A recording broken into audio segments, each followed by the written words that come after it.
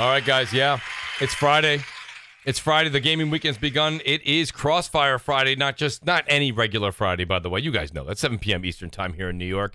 Guys, we are going to have a phenomenal show tonight, and I'm very excited. There's a lot of great subjects that have kind of popped up over the past couple of days, and I specifically put this panel together for you guys so that you can hear each one of these individuals who have made videos, okay? Some of them have been doing it through streams. Some of them are doing it during videos. Some of them do it on other podcasts. But you've got to hear this because there's so many great things to discuss, and we're going to go over each and every one of them. Just so you guys know, the great Crap Gamer is going to be joining us around the 8 o'clock hour, and 7:30-ish is when I believe BRAP will be joining us. So you'll see some more folks. And hopefully the great Gaming Forte, if he's off with work, joins us very soon as well. That being said, let me just say this much. Right above that right above the description, is the join button. Really welcoming you guys to become part of this channel. It means a lot to me. It truly, truly does.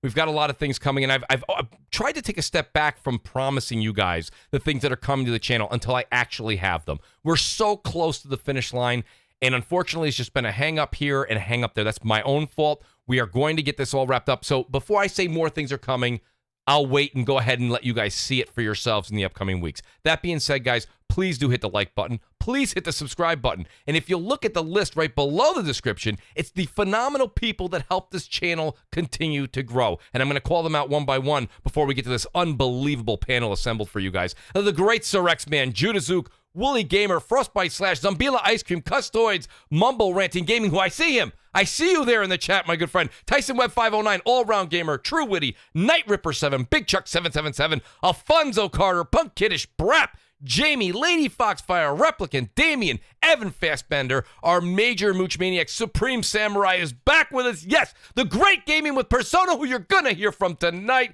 And then I got my boy here, Sergeant Salty Nuts, Donnell Brown, Smokes 901, that guy, Smitty, 4-star General, Brian B, a.k.a. Delirium Blades, and our VIP Mooch Maniacs, Vegeta. I'm probably saying that wrong. Is it Vegeta? Vegeta, nonetheless, I truly appreciate you becoming a Mooch Maniac family member. Strictly, shout out to Strictly Gaming, Rated D Demonic, Fork Boy Gaming, Tactical Gamer, Sean Slomka, The Wise Old Gamer, Windingo Rex, Brian Carter, Marty Bison, MexJ88, Remarkable Knights, The Great Percolator 9000, and our honorable mentions. We miss you guys so much. Come home. The Great Slaying Chilean, Humacast, Deadpool, who was with us for 1 week. Deadpool, come home. Richard Kreischer, Wraith, the Emperor, The Great Wilmy Hood, and the forever Mooch Maniac, Longshot 316. Let me go ahead and just start with a special guest. I'm going to go in reverse order here. We'll go in reverse order, and I'll do what I usually do. Opposite. I like the opposite. Every once in a while, you got to switch things up. I'm going to start with the one and only. This is a gentleman that I talk to behind the scenes quite often. He's very busy. He's very integrated in YouTube. You guys know him. He does a video on things that he legitimately cares about. He could pick any subject, and this is why I followed him for so long. So long is because he literally picks a subject, and when you watch his videos, you see the passion, you see the love, and you also see the 7,000 video games that are sitting behind him. The great Dreamcast guy is back. DC, it's been too long, buddy, but it's great to have you back on the show. How are you this evening? I'm living the dream. Happy that the screenshots are actually out for the GTA remaster. Yes. Yes, and you spoke of this. Oh, yeah. It's less than I thought it was going to be, but I'm still satisfied. But we'll get to that. We'll get to that. Absolutely, buddy. I appreciate that. Shout out to the great Jeff Grubb. Jeff Grubb's Game Mess is here. Jeff Grubb also does a great show every single week. He does a couple of shows, to be honest with you. He says, I see Dreamcast guy here. I get excited. That's simple. Jeff, you already know you got an open invitation. Just pop into the Discord if you have things to say. You always know you're invited. Great to have the great Jeff Grubb here. Another great friend of mine's here on the panel tonight. And, I'll be honest with you. He always says to me, Mooch, who's yelling? He loved the whole thing. But, I got to be really honest with you. There's a certain amount of energy that I love. I love to hear. It's the reason I always am there for his solo casts. I'm always there when he teams up with Bari. The great gaming with Persona is with us tonight. And Persona, listen, honestly, that energy, that enthusiasm, and let's not forget, okay? I don't care if a couple weeks went by. That amazing interview you and Bari did with the great Sean Layden. Outstanding work. Now we've got you on the show here. Persona, welcome back. It's been way too long. How are you this evening? Can I just start off by saying I'm a PlayStation fan too. That's all I'm saying. What's good, guys? Your boy Persona, Gaming with Persona, one half of the What's Up PlayStation podcast crew. And listen, man, I'm always happy to be here with Mooch. It's always a great time. Who's yelling? Stop yelling! This guy. I'm happy with the panel as well, man. A really good panel. And shout out to the chat, man. I can't wait to see what y'all type in the chat. Mooch, every time I come to your show, it's always like 3 or 4 people who hate me by the end of the show. Yeah. So let's see how many people hate me this week, right? Welcome to my world. I'm happy to be here, man, and thank you for having me on the show. Great to have you here, Persona. And then last but certainly not least of our special guests, the man known as Glorious Kev. You guys know him tonight as Metroid Dread is glorious, which it certainly is. Let me tell you something about Glorious Kev. Kev, you've got me using the word glorious, and by no means am I trying to take your trademark, but it is a phenomenal word you've grabbed out of the dictionary. I'm jealous that you beat it before I did. The great Glorious Kev is with us tonight, and let me tell you something. It truly is glorious to have you here. Kev, how are we doing this evening? It's been a glorious day. Fact. Fridays are glorious. Metroid is glorious. Bringing back the Game Pass is glorious. It's a great day. It sounds like a pretty damn good day for you, Kev. I'm not going to lie. It's a damn good day. I streamed Metroid for 2 hours today. It's a great day. You were going to be streaming now. I have you booked, so you went early. There's nothing wrong with that. Yeah, I went early. There's nothing wrong with that at all, man. It's great to have you here. Listen, thanks for having me. Absolutely. And I want to touch on a subject here. This is interesting. And it's something that kind of, when I say the passion, it kind of struck me a certain way. I tweeted it out. And, I tweeted something out. It's at I believe over 500 likes now, which, listen, I don't know if that's a lot. I have no idea. But a lot of people seem to comment on it. There was over 100 comments and a lot of likes. And really, people are kind of torn on this. And DC, I'm going to start with you on this because I know you did an in-depth video on it. And I think the way I'm going to start this conversation isn't exactly how you started your video, but I'm still going to bring it up. God of War, okay, announcement of all announcements. God of War 2018 is going to be making its way onto PC, as Kev would say. That was glorious, right? It was an outstanding announcement. There's a lot more PlayStation games coming to PC on the way. DC, where I'm going to pose the question to you is twofold. A, I want to get your take on it. I personally know, but I want the audience to hear this. Mm-hmm. And number two, just how many more times do we have to make videos and act shocked?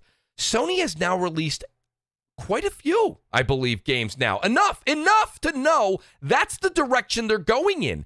Whether Last of Us goes on there, the Uncharted collection goes on, we know that's what they're doing when a game exercises 2 to 3 years, when they've squeezed every bit of potential out of the console. They're going to go ahead and make the move to PC. They're going to double dip, DC. They're going to get, they've already sold 19.5 million God of War 2018s. Okay, that's the number I saw last report. 19.5 million copies. They've squeezed the consoles to death. They've given it away. It's been on PS Plus. It's been on PS Now. Okay, so my point to you is twofold again. What's your thought of PlayStation games after 2 years, 3 years making their way to PC? And how many more times are we going to act shocked and see that this is it sounds like it's new news, and it's anything but that, is it not, DC? I think that part of the shock is just coming from the fact that it's still so new to us. Like, it's not surprising that it's happening. It's surprising that we're alive to see it happen. Okay. I think the last one I'll be personally shocked about is Spider-Man, because pretty much all the talks is that Sony wants Spider-Man to be the official mascot of the PlayStation. Basically, it's easy, family friendly. The graphics are good enough. You can put it in a movie commercial and people are going to understand, oh, I should get a PlayStation. When that comes to PC, I'll be shocked. But in general, I think this is a net positive. I think everybody should do this exact methodology. I think everybody now, I'd be happy even if Nintendo did it, of wait 2 or 3 years and then drop it on PC. It's free money at that point. I love Metroid Dread. I'm absolutely blown away by the freaking quality of every freaking boss and everything. But it'd be nice to play that on my PC in 2023. Yeah, but I mean, and it's funny, but I think that this is a genius move. The tweet that I made, and apologize, I don't have it up, but you guys saw, I just said that I thought that this would have been something that I thought Xbox should have done. I don't think Xbox had to race to run and go put their games day and date on there. People will make a case and say, no, Mooch, that's not true. Microsoft was in a position where their games maybe don't have as much clout, they don't have as much energy coming out the gate. They aren't doing those big red carpet reveals. This is something that Microsoft wants to do. I'm not saying that it's necessarily a bad strategy, but I really think that when it comes down to it, if you're a PC gamer, and now I'm going to open it up to everybody here. Persona, Kev, please chime in. But I just want to throw this one more volleyball up, and I want you guys to spike it down. Is the PC crowd has always been waiting for a lot of the console games to release. right? So Yeah. if you're a PC gamer, and Kev, I know you're a big-time PC gamer. If you're a PC gamer, and only a PC gamer, and you can't wait to play God of War, you're going to buy it if it comes out day one or if it comes out day 1,750. Because the point I'm trying to make here is that that crowd is going to buy the game when it gets to their platform of choice. There's a way here to have both platforms become relevant and stay relevant. And I think the latter part of my comment holds more water. Stay relevant. And I think that that's what Sony's trying to do here. And people go, well, you can clearly see that Sony's going to be following Microsoft's footsteps. This is what Microsoft did. No, Microsoft didn't do this. Microsoft's been doing day and date. Sony's clearly come out. Their executives have said, we're not doing day and date. We're going to do it. It might be 12 months, 24 months, 36 months. It depends on the title. Maybe it depends on contracting. Maybe it depends on money made. But I don't see it really happening day and date with Sony at this point in time. And for the foreseeable future, Kev, are your thoughts in that same line? I mean, you're a PC gamer. You're going to buy God of War on PC. Is that correct or not? I already beat it on PS4. Right. Now, are you going to buy it on PC? I might. I'm on the fence. So Sony, hypothetically getting, I'm using rough numbers here because values change. Sony may get $120 out of you, Kev. 20? Well, I'm saying 60 twice. If you want to say 60, 50, 60, 50, 110, the number's, oblivious at this point. Point is they're getting more than $60 from you, possibly. Yeah, my head just wasn't in the mouth. Like, I'm with you. My thoughts on it, for me, potentially, yeah, they might get 120. Here's the thing, though. Like you mentioned that PC gamers are waiting a lot for these games. That's not necessarily true. Okay. I don't think the PC audience is the same, like, widespread. Not like these guys we see on Twitter that are basically like console players with better toys. The wider, like, there's a lot of people out there, like, they just buy a PC for better console versions, whatever. Mm-hmm. The wider audience, though, aren't really checking for that. They're out there, they're playing their Counter-Strike or they're playing their PUBG. They're big, like, multiplayer, big PC-centric games. And when you talk to, like, some really, like, hardcore, like, true core PC gamers, that's what you're going to get.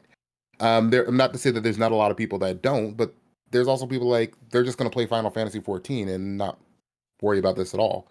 I think the people that, for the most part, like, really, really wanted to play it, would have bought it on the PS4.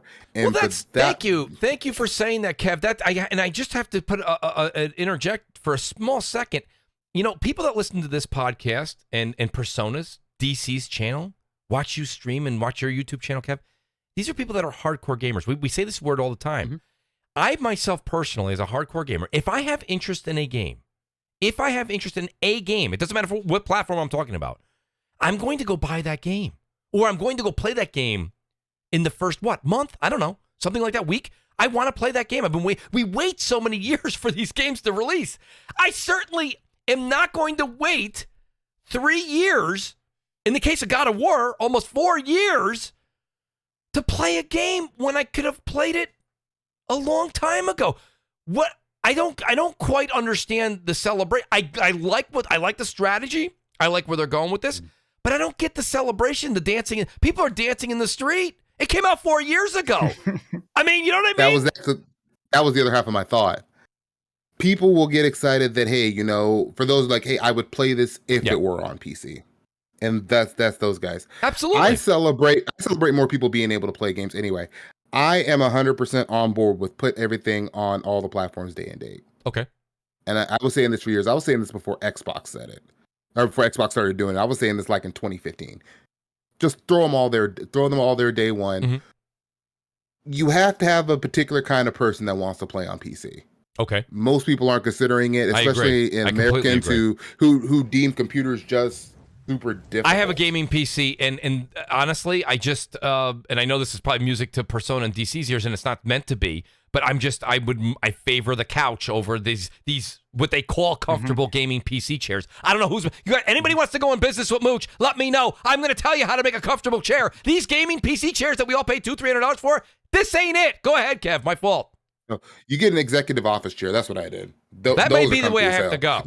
Yeah, get the executive office chair. Those are comfy as hell. Don't get those. I gaming see the racing chair chairs. Those DC things are has in his trash. videos. I got one very similar to you, DC, and I got news for you. I do not feel like spending 5.5 hours on this thing. Yeah, I mean, I game in this thing like 10 hours a day, but I also do a lot of frequent walking breaks. It's true, yeah, couch is definitely a lot more comfortable. But Yeah.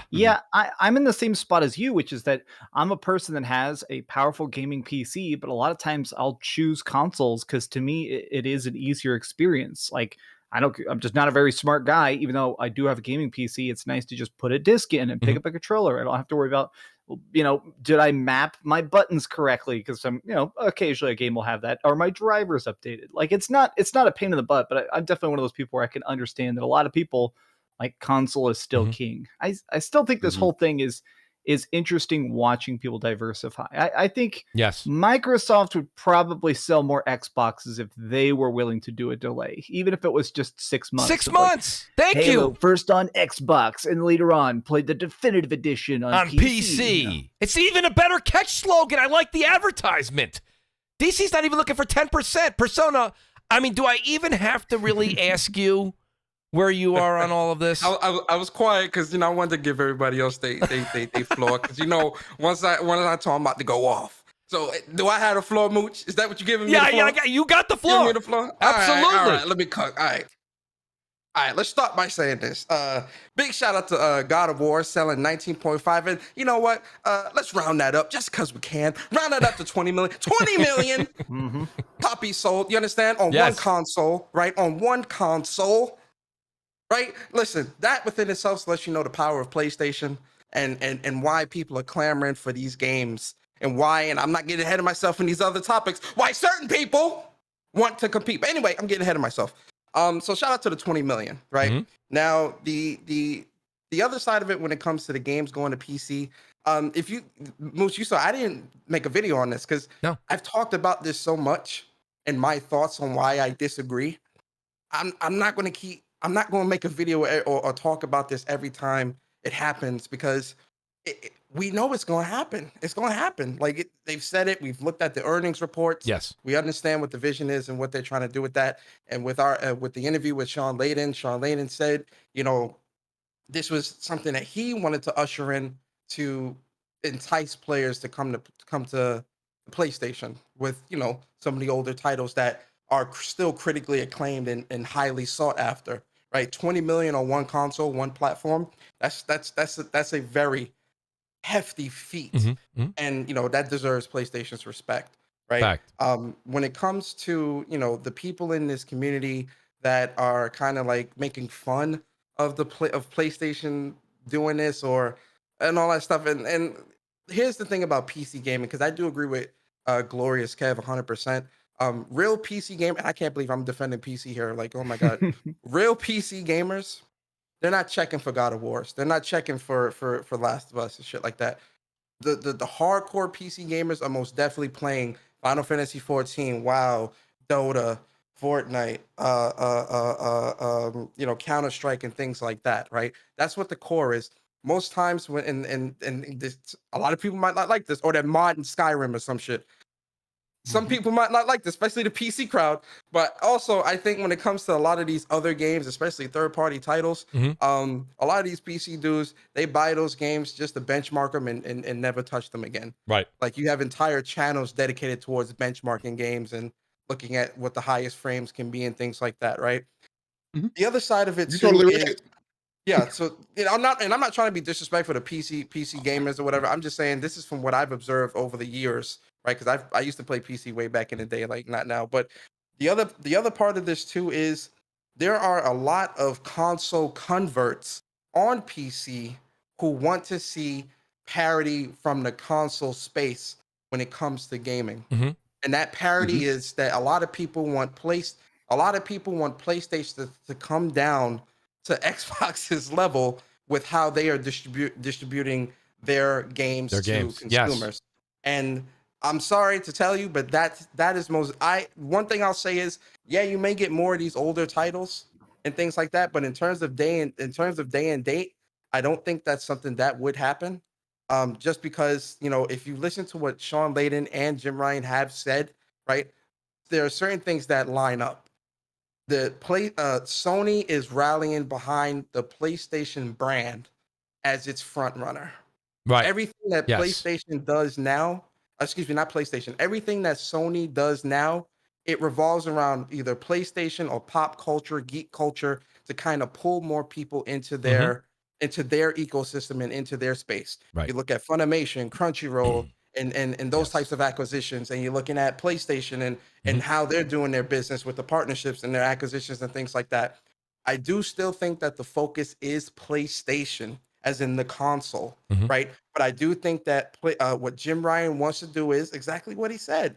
He wants more people these games to reach more people. So be it. So what I think this is yeah, God of War went. I'm not surprised, because especially after talking to Sean Layden, I ain't surprised about shit PlayStation do now. So if Spider-Man Go, I ain't surprised. But I do think that Right. you know, with PlayStation, you know, the focus is PS5, right? But I do think what PlayStation is going to do is a movie method, a trickle down method. Yes. Is, you know, PS5 first. That's still going to be the most desirable place. And, you know, because you still need a reason to own a console.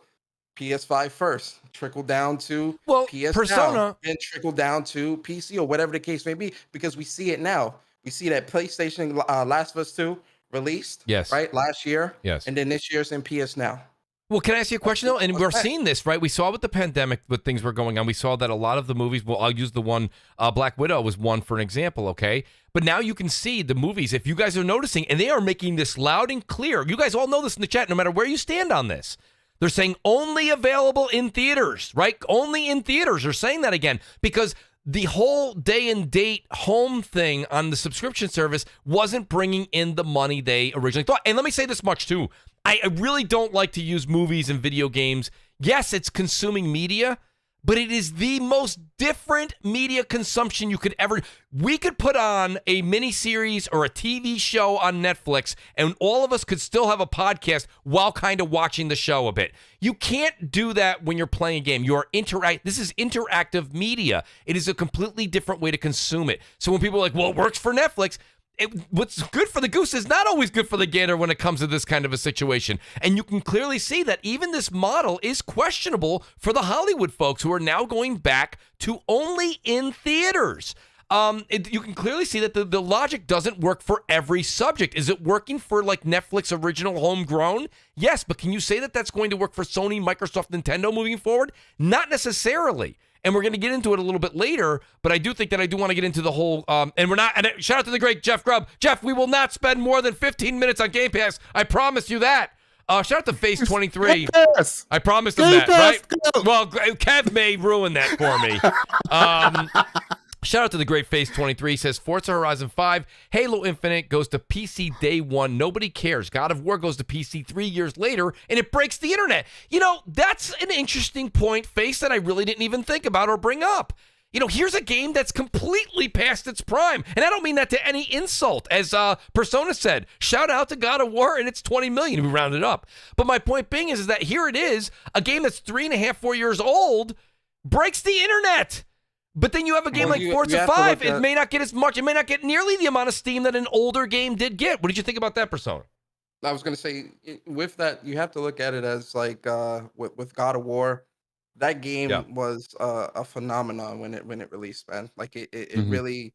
Oh, absolutely. A lot of old school God of War fans were worried, you know, with how much they were changing up the formula and making it, you know, the way they did with this and things like that. A lot of people worried that it wasn't going to still have that God of War-esque feel to it and really still feel like a Gal game. And what this game, and again, this is just my opinion, but what this game did was it actually revolutionized both the story, the genre, the gameplay, and the characters. And it became a hit for both old and new players. So, of course, something like this, I mean, listen, 20 million, like... That's big. Mm-hmm. Can we just take a moment just to gush at just how amazing not even the numbers for God of War 2018. I'm not taking anything away from that, but God of War itself, even without the name, even without the history, is just a phenomenal game on its own. Yes. Well, yes, Like the game it's itself like- has. It did a good as job of much as I- reinventing itself. as much as I've come on this show, and I've said it multiple times, I'm not crazy about PlayStation. God of War is one of my top 3 games of the generation. Well, that speaks volumes. Side note, real quick, yo, Mooch, man, you kicked this boss ass, man. I love watching the gameplay. I appreciate that, man. Honestly, Ass. we really should take a second to give credit where credit's due. I've said this to a lot of people. I've had people over at the house, and they've seen me play. This is a game, if you haven't played, and I say it wrong all the time, so please apologize me ahead of time. I apologize ahead of time. I call it Kn1ght, Bridge of Spirits. I don't know if it's Kn1ght or it's Kn1ght. It's Kn1ght. Kn1ght. See, I knew I was going to say it wrong. I even gave 2 different variations, and Persona's like, you're still wrong. Right? But this game is, it's a gem. It's a true gem. Is it game of the year? I don't know if I'm going to go there, but I'm going to tell you this much. I enjoyed the hell out of it. I'm going to try and platinum it. And it's got a lot going for it, man. It's got spirit. It's got the design. It's got great mechanics for what it is.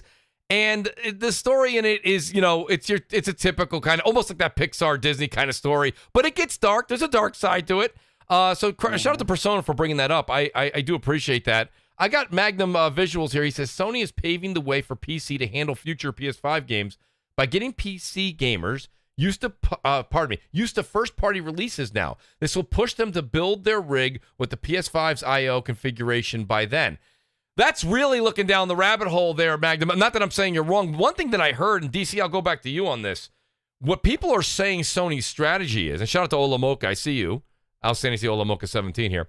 DC, the thing people are saying is Sony's strategy now is, let's release a game like God of War in January on PC, really bring the hype back, and then it's basically advertising and getting people on PC maybe hooked and loving it so much that they want to buy and play Ragnarok, and they may go out and buy a PS5. Is that a stretch, or is that some sort of a long shot that Sony's really trying to bank on?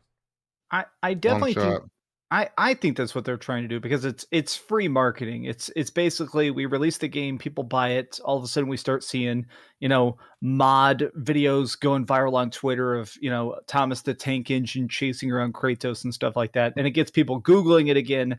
But also, I do think that part of this is for games that maybe didn't get a sequel. Mm-hmm. It felt like hearing a lot of the talks from Sony themselves about Days Gone not getting a sequel, it felt like they were sad about that. And I'm not really a fan of Days Gone. I thought the game was kind of, mediocre, but it does suck that we're not going to get a Days Gone 2 that could have refined some of those ideas. Maybe if they had released it on PC, 6 months later or something, that could have helped it out. But instead it just, didn't get to the point critically or publicly or whatever it needed to get a sequel, So maybe these PC releases can kind of help bridge the gap there for some Sony stuff. Well, you see, I'm sorry to kind of jump in there. I think the whole thing about like PC guys, like I remember back during last generation, a lot of PC gamers' excuse for why they didn't want to purchase consoles is because they didn't want to play in 30 frames per second. Right? That's right. That I think it's, we're coming up on a year in this generation, this new generation. I think it's safe to say that whole 30 frames per second trope on consoles is kind of gone with the Series X and PlayStation, right? So, for a PC gamer, if 60 frames or above, because some games are 120 and if that was your hang up, there really is no excuse at that point, right? Well, I agree with your point, but for a different reason, which is I feel like because a lot of my real life friends are PC gamers and they play a lot of shooters, and I like shooters on console, which is kind of a sin, But when you think about it, there isn't really too many console exclusive PlayStation shooters. So I feel like this in a way, I feel like more of those people are going to look at the PlayStation now that they're going to see these great storytelling experiences. Maybe God of War and stuff will win them over of like, hey, you don't need a mouse and keyboard for every game. Hey, you don't need, your specialized controller for every game. Like sometimes just having a PS5 and playing something is good enough. Yeah. Like even if it's not 1,000,000 frames a second. Yeah. Yeah, I just think that when it comes down to it, and I'm glad to hear all these different points. And actually, same thing in the chat and the super chat, guys. Thank you for and I see a lot of you guys. Listen, this is not necessarily, a lot of the times I bring these topics up, I'm not necessarily just trying to get one side to agree or the other. I pose the questions to the panel because I'm genuinely curious. Shout out to Sir X Man, who's a Mooch Maniac family member. Thank you, Sir X Man. He says, ordered God of War for PC going triple screen at 60 FPS. You know, I mean, that's the point I'm trying to make here is that's what Sony wants. And people get upset. They say, well, this is a good structure. People who are Xbox fans will say the Game Pass and the structure of day and date is very good for Microsoft's business. That's what they want. That's the way that they find themselves moving forward in this next generation moving forward. Fine. But I feel that Sony and PlayStation feel that releasing on a PlayStation 5 and getting the most they can get out of their console and those owners, then moving to PC, it's legitimately like the restaurant example that I give every single week, and it's because I don't eat before the show. It's my own fault. I'm starving. I apologize in advance. But the point of the matter is that if you want to have that certain dish at that certain restaurant, you could sit there and complain the entire time after you make the order that this is too damn much. It's too damn expensive. But you're there, you buy it, and you're eating it because it's that damn good. And that's the thing. If that's the only place you can get it, Sony knows that. And my point was Microsoft knows this. And DC said it tonight. You guys can go back 3 years ago on CrossFire. I said the same thing DC said tonight. I said, you don't have to wait a year. You don't have to wait 2 years. They could have done 3 months, 6 months. Get the game, enjoy that on the world's most powerful console, the Xbox Series X, and then enjoy it 6 months from now on Game Pass PC. What's wrong with that?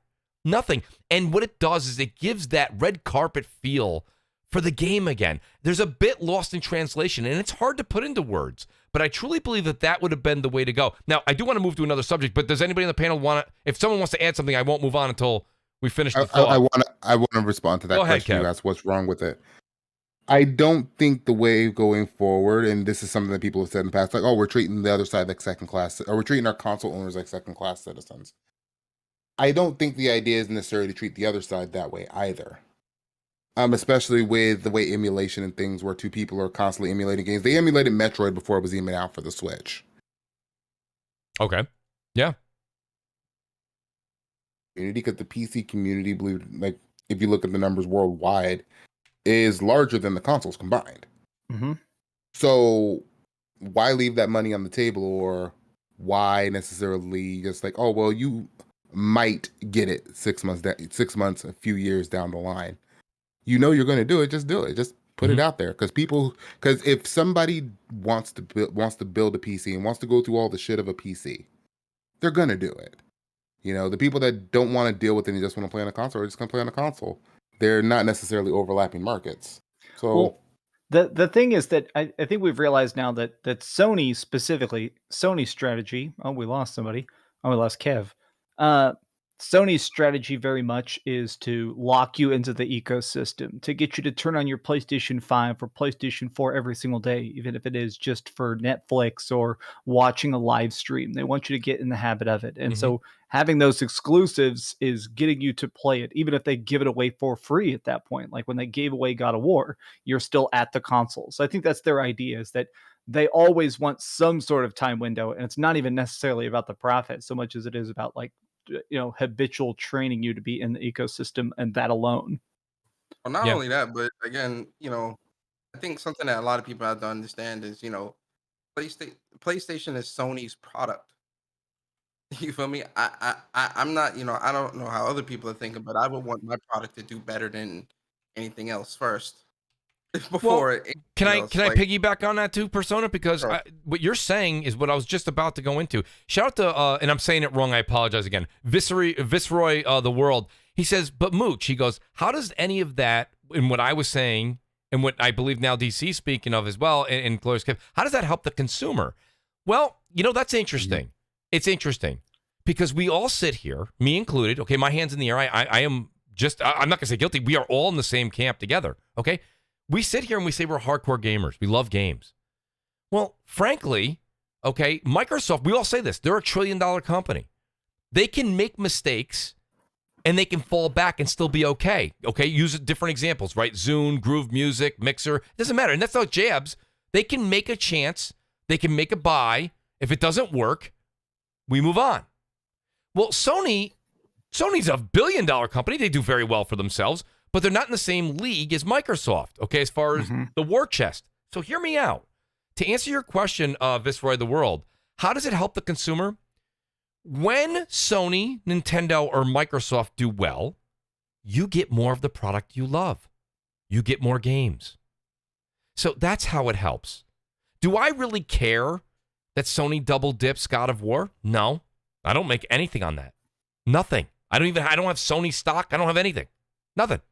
My point being is that I like to see all three of these companies do well because that means I get more games. That's just the bottom line. Visceroy, if you're here, and I know you're here every week, if you're here every week, that's why. That's how it helps the consumer. You get more of what you love. That's the bottom line. I don't like that my favorite restaurant charges me $45 for that one plate. I despise that price. But the point of the matter is I love that dish. And I certainly don't want that restaurant to close. So if that's what they got to do to keep their what? They only have like 12 tables in the entire joint. It's a small place, right? Mom and pop. If that's what they got to do to make ends meet, so be it. I don't have a problem. Is it something? I'm not going there on a Wednesday night. Okay? It's got to be a birthday, some reason. Maybe if CrossFire can get up over 400 people, I might go back. Maybe. But the point of the matter is that's how we, the consumer, win. You're still going to be paying your money, whether you're paying your monthly service to Microsoft or you're paying your $70 fee to PlayStation or Nintendo, you're getting your product. That's how we win. That's my personal opinion on that. I could be wrong. Now, I want to say this much, guys. I do want to move on. And DC, I like putting DC on the hot seat. Because generally, last time I've had Persona, Kev, and DC on, I've had like 20 other people on the panel, and I didn't get a chance to really get I want to get the true essence of these three individuals tonight. Funny enough, I think this is the first time I've been on a podcast with Dreamcast Guy. It's funny. I've never heard Kev. your voice. I'll be honest, Kev, I've seen you on Twitter forever. I've never actually heard your voice. It's funny to actually hear you. You're a very well-spoken gentleman. Every point you're bringing up, I'm hitting here nodding. So I'm actually very happy to Kev's on point. I Yeah. love having Kev on the show. Literally. And Kev literally says he's not a huge PlayStation guy. I'll be honest with you, I don't know what he's a fan of. Because he's all over the place. He plays everywhere, which, by the way, is the correct answer, Kev. We all play everywhere. I play everything. My only real beef with PlayStation, I don't like the long cutscenes. That's why I don't like the cutscenes are too long. I do. I'm that like old man though who appreciates the fact that they keep doing stories of like jaded fathers trying to connect with their kids. Like Uncharted did it and God of War did it, and I'm just, and Last of Us does it, and every time I'm like, oh, they pressed the sadness button again. God damn it. Like I was playing Metroid Dread earlier, and I think it's probably the longest cutscene I've seen in the game. I'm maybe halfway through it. And I'm like, this has been going on for like 6-7 minutes. Can we move? Yeah, they're a little lengthy. They're a little lengthy. Well, it was just that one. Usually they're like a minute, 2 minutes. Good, cool. I'm playing Psychonauts. Hey, 2-minute cutscene. We're good. I can work with that.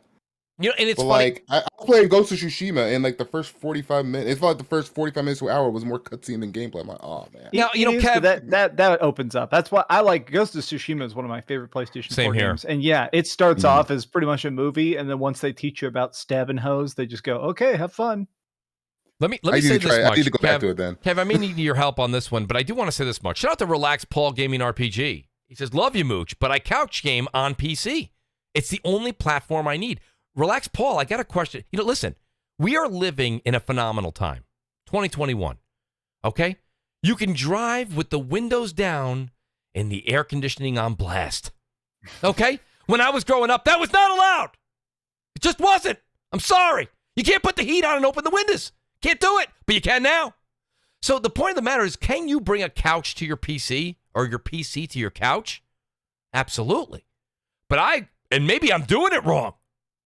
But the way the PC is set up with I mean, if you have multiple monitors and you have your huge tower, okay, it's not cohesive to a couch. And for some reason, I'm not saying you can't. You can do anything you want. Also, the experiences, like me personally, it's just like I grew up on consoles, man. Like my first console, same here, was SNES. So like gaming. I'm 30, so it's like gaming for all these years. Consoles will just always be what I prefer, right? And I think also the experiences on consoles are still something that you can only find on consoles, with the games. I mean, Mhm. obviously those walls are breaking down, unfortunately, but for the most part, a lot of these games you can still only experience. A lot of great games you can still only experience on consoles. With Nintendo and PlayStation. That's a great point. I think that maybe that's something for like Relax Paul, which by the way, shout out to Relax Paul. Thank you very much for that super chat, man. It truly means a lot. The super chat's working tonight. Thank God. Thank you, Relax Paul. I really appreciate that. He says, I don't really see anyone in the panel that is talking about the best aspects of PC. Now, Kev, by the way, is going to start taking notes while I finish the rest of this. Myself and others who play on the PC don't play CS GO or Water, else people say we I think play. he meant what else? I think he meant what else. I think you mean whatever else. Whatever else. What's the CS then? He says we play. Counter-Strike. Thank you.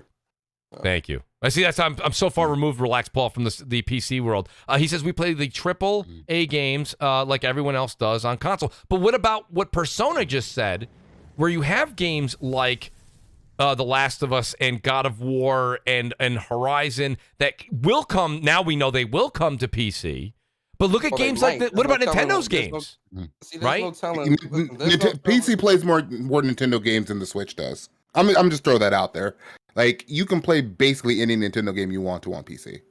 It's a matter of how do you. Are we talking about illegally? Yeah, but I mean, we're trying, right, DC? We're trying to run a wholesome show here. No, I was gonna say if it's illegally, I definitely selling you $50 emulators. Yeah, if it's illegal, I definitely don't support that. But I mean, there's still a reason why the Switch is, about to hit 100 million. Like, if consoles really didn't serve a purpose within this gaming industry, they wouldn't continuously sell. I mean, PlayStation 4 was, by the end of this, by the start of this generation, they were at about 116 mil. PlayStation 5 is breaking records all over the place. Right, you still can't get one, man. You got to sell your kidney and both your arms to get it. And so it's like, when in the Switch, I mean, people breaking down doors for that OLED Switch and the regular Switch, and these games selling 2, 3, 4, 5, 6 million. I think Monster Hunter Rise just broke records. It's at about 6 million or something, and Monster Hunter Stories broke records. And all these different games. And again, like consoles still have a place and a value within this world and within this industry. And I think the thing that really like bugs me out is that for a lot of these PC dudes, right, and it's not all of you guys, if it don't apply, let it fly. But I think for a lot of PC dudes, they had to get their start somewhere. Yeah. And I'm willing to bet that for a nice percentage, I won't put a number to it because I don't want to be wrong, but I'm sure for a nice hefty percentage of those PC gamers, they came from consoles. Now, some might have just went straight to PC or whatever, and that's cool. But I think a lot of people's beginnings come from consoles. And I think to see a lot of these people kind of just, view consoles as like this valueless, waste of space, and they'll just put it everywhere, whatever the case may be. I don't know. I just don't agree with that because, again, consoles, I think, is still a very important thing within this industry. Consoles have value. I made a very similar tweet to that yesterday, Persona. I wanted to, and that consoles have value. Just because you play on PC doesn't mean you have to dislike consoles. I did start on the NES. I actually didn't really get on PC until the Xbox One reveal. I was very disappointed with the Xbox One reveal. I just went out and built a PC. I already had the knowledge. It was just a matter of doing it. To relax Paul's statement, PC is my primary platform, and like I said, it has been basically since the Xbox One reveal. You can go to the Steam, like I'm looking at the Steam player statistics now. Number 1 game, New World. Number 2, CSGO. Number 3, Dota. Number 4, Path of Exile. Team Fortress, Apex Legends. I'm speaking to someone from experience too. I'm not saying nobody plays these AAA games. Of course people do. But I'm saying, and you can look at the numbers, like they don't, AAA games on PC don't move the same way they do on console. That's interesting that you say that. I didn't hear you say Far Cry 6, which I'm sure it's on the list, but it didn't. Far Cry 6 isn't on Steam. Ubisoft removed their games. Oh, that's right. Steam, that's correct. They went to Epic. That's right. That's why you don't see. But I'm pretty sure that one's probably doing well on PC too. Yeah. But Ubisoft and Epic don't do player numbers, like they don't just like put them out there. Like you can go on Steam and look at what they're doing right now. Just go to the menu in Steam.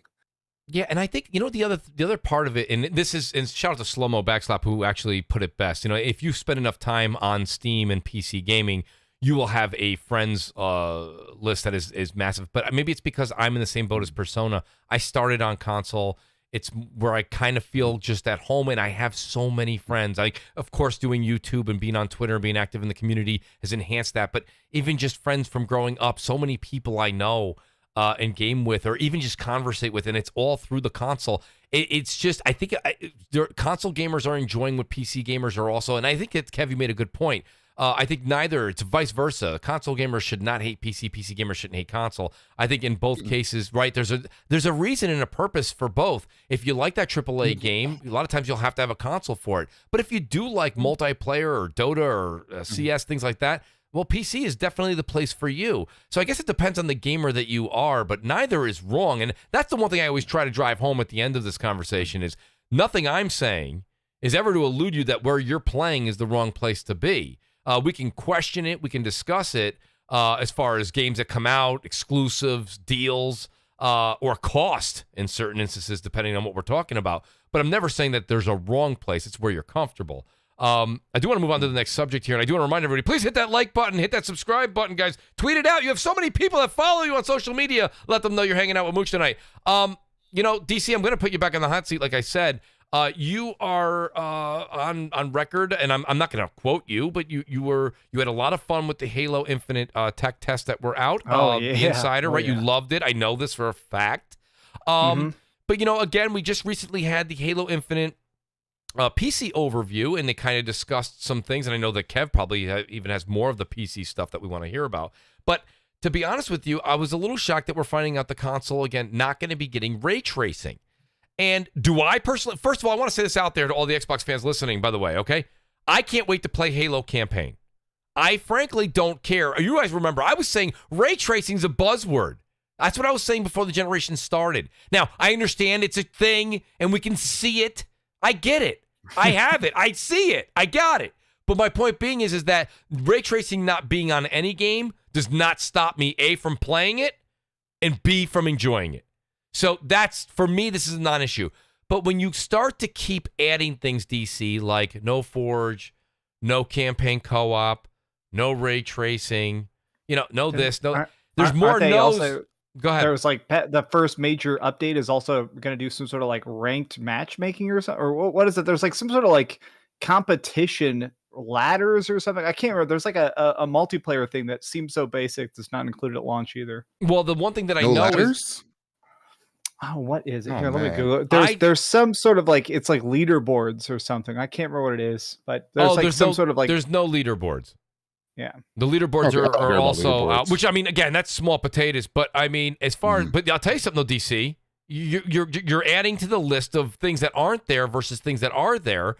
And then there's also the fact of a lot of people are not making a big deal of it. I don't know why they're not, but it's also your multiplayer will be based on your battle pass requirements versus gaining XP by playing multiplayer. Mm-hmm. And that's something that no one's really talking about. So I don't want to rehash all that old stuff. I'm doing top level tonight. Tonight's top level. We've all heard this. We're not going to beat the dead horse, and we're not going to stay on the subject very long. But this was in the news, and it made some news. DC, do you think that Halo is in the proper state for launch in its current form? Or what we're going to get on December 8th, pardon me. So I guess what I'll say is that I don't think it is, and yet I'm going to be there to play it day one, just like everybody else. I'm super excited for it. I absolutely loved the tech test. Literally, me and the whole Spawncast, we would play it till I shut down the servers every single night. That's how much fun we had with it. But the fact that it doesn't have, was it no campaign co-op or no console campaign co-op? No campaign co-op until a few updates down the road. Yeah, there's 6 months. Yeah, there's so much stuff that they're saying, yeah, that'll be done soon. That'll be done soon. It really feels like I'm paying for a house and you're claiming the toilet's going to get unclogged in a couple weeks. It's okay, but how did you even get the toilet clogged in the first place? How is there not ray tracing playable day one? Right. I don't know. There's so much stuff like that's disappointing, but I don't think it's going to tarnish my experience. Personally, I'm so excited for the game itself. I'm curious about the story they're trying to tell. The multiplayer already feels so well balanced and crazy and chaotic. At this point, they're flaws on a gem that I'm still totally going to buy. Okay. Now, Kev, I want to hear your take on this because, to be honest with you, especially I know you're going to play it on PC. There's no secret there. Are you equally as excited as DC or not really? Maybe more so. I have concerns. They were supposed to release this a year ago. Mm-hmm. And we're hearing about all this nonsense now. Then they said a year ago it wasn't going to watch without ray tracing. I have a 2080 Ti. I can run ray tracing all I want to. I was still going to turn it off, so it didn't matter. Right. But I'd rather have the additional frames. But the fact that you're hearing no forge, no campaign co-op. Now we're hearing something about ranked matchmaking. I need to look into that. I'm not so worried about the way the XP system works because they're basically you get a free battle pass anyway, and they're basically saying instead of you getting regular XP, you're just going to get unlocks through that battle pass. You get the first battle pass free? Battle passes aren't going to be free eventually. There's a free tier and there's a paid tier. So there's going to be a basic free tier that you can unlock stuff with. At least that's how I'm understanding. Let me tell you, it. from the Warzone, which I play way too much of, okay, that free tier, that in a quarter you can make a phone call. Garbage. Nobody, that free tier, exactly. Persona, that free tier is trash. And I don't mean that. I hate using that word because it sounds so awful. But really, it's they might as well just not have the free. This is Warzone, by the way. I'm speaking of. They might as well not even have it. But go ahead, Kev. Oh no, I agree with you. It probably will be trash. I don't know. I'm personally not too concerned about the cosmetics in Halo. I'm just probably going to turn them off anyway. I'm here for my BR. I'm here, to beat people for heavy weapons. I'm here to beat people for I can't think of what the word is. My overshield. That's what I'm here for. I'm excited for Halo. I'm optimistic. I'm very optimistic about it. Luckily it was gifted to me. Somebody, one of my viewers gifted it to me, so I'm going to play it. But I'm glad the multiplayer is free to play. And from those reports that they put out a couple months ago about the campaign being iffy from a supposed former 343 employee, I'm cautiously optimistic. Well, coming from someone like myself who's really looking forward to the campaign, I mean, I'm going to go ahead and just say that I'm excited for the game to come out. I can't wait to play it. But I am going to say that I'm a little concerned about the campaign. I mean, we've all played a bit of the tech test. I played the tech test. I played the multiplayer. Definitely feels smooth. I wish there was some more modes. I don't know about you guys. I know I've heard DC say this. I've heard Spawn. Spawn was on the show last week. He said he couldn't wait. He said it's amazing. And I even said to Spawn, I said, Spawn, I'm having a hard time getting excited for Capture the Flag. I mean, it's a me problem. Really? I know. I love it. I love Capture the Flag, man. I did too in 2001. And, I just... you know what I mean? Love it. And I mean, I hate that. And I'm not trying to be a jerk, DC. I'm really not. I'm just telling you from the heart. I don't know how many rounds of that I could play after I'm done having I think the experience, DC, that I hear from you and I heard so many people throughout these weeks on the show tell me is they're having so much fun with their friends. And don't get me wrong, that's a wonderful thing. But if I was to say to you, DC, do me a favor. Could you just play Halo multiplayer alone for, 3, 4, 5 hours like you're going to play anyway? I guarantee you that your fun level diminishes immensely. There's just, it's old modes. We need something fresh. Do we need Battle Royale? No, you don't have to. I'd like that. I'm being selfish. But I think we need a new mode. Like, Call of Duty Vanguard is getting ridiculously, unnecessarily bad press, and then they're going to do very well like they always do. But they have Champion Hill. Whether you like Champion Hill or not, it's a new mode. They're trying something new. They're using a new type of platform, which is kind of like the NCAA bracket. A lot of fun, fast-paced, doesn't keep you in it forever. It's a pick-up-and-go kind of play game, the way that Team Deathmatch used to be way back in the day. I'm not looking forward to Call of Duty Vanguard for Team Deathmatch and domination. No, I'm trying these new modes out, seeing what's going on. I like that kind of stuff. And that's where I want to say, DC, what do you think about that? And then I got to hear Persona here, because I know where Persona's going to go with this. I already know. But I mean, I got to say, DC, do you see what I'm saying? If I take you out of the group of friends that you were playing with, and you might go, well, Mooch, that's kind of not fair. You can't do that. But I'll say I can do that because there's times I play with my friends in Warzone, I have a field day. But there's also times, and you'll see tonight, I have new gameplay. I play Warzone solo. I still have a field day. I don't know if you would have that field day with Capture the Flag by yourself for a few hours. I think I would, but I'm also, to me, friends are a fun multiplier. Absolutely. I don't need them. So I feel like that would have been, it'll be more fun with my friends. And luckily all my friends are getting Halo Infinite. So I'll have somebody for a squad at all times. But I guess my counter thought is just the fact that the gameplay loop seems so solid. I'm not really concerned about it. Like just the core gameplay of, shooting people and trying to scoop up the flag, and your car catches on fire, and all of a sudden somebody's got some crazy freaking lightning rifle you've never seen before, and you're trying to defend yourself. Like, yes. To me, even if it doesn't have new modes, it still feels like a new game. And by the time that starts getting stale, as we reach the end of this first battle pass, I have a feeling that's when Forge mode's going to come out, and then people will start making custom game types. At that point, people will start doing like capture the flag, but Master Chief's got his dick out or something. Like once we're 6 months into it, hopefully that's when the fan community can kind of pick it up and carry it the rest of the way. Wait for the mods. You'll get that. You'll get that in 2 weeks. Oh, hell yeah. No, I want to Master's dick. I want to ask Persona. Just say shout out to Jez7780. Jez, welcome to the show, buddy. I do have. What's up, guys? I have a topic for you tonight, buddy, which will be our next topic after this one. Right now, we're currently talking about Halo Infinite, overview, right? I heard the Halo. I want to go to Persona, and then Jez, get your answer ready. We're going to you. But Persona, what's your take on the whole thing, buddy? What do you think? I have no experience. Listen, man, let me start by saying this, right? I can't speak to I can't speak to the multiplayer because I didn't play in either flight test. So anything I say is not reflective of an experience. I'm only speaking of what I've seen last year to this year and what I feel going into launch. I am going to be playing this. Funny enough, I'm going to be playing this on PC, the multiplayer. So I'll be able to wash you scrubs. Don't worry, I'll be there. So when it comes to Halo. Mooch, we've had this conversation time and time again.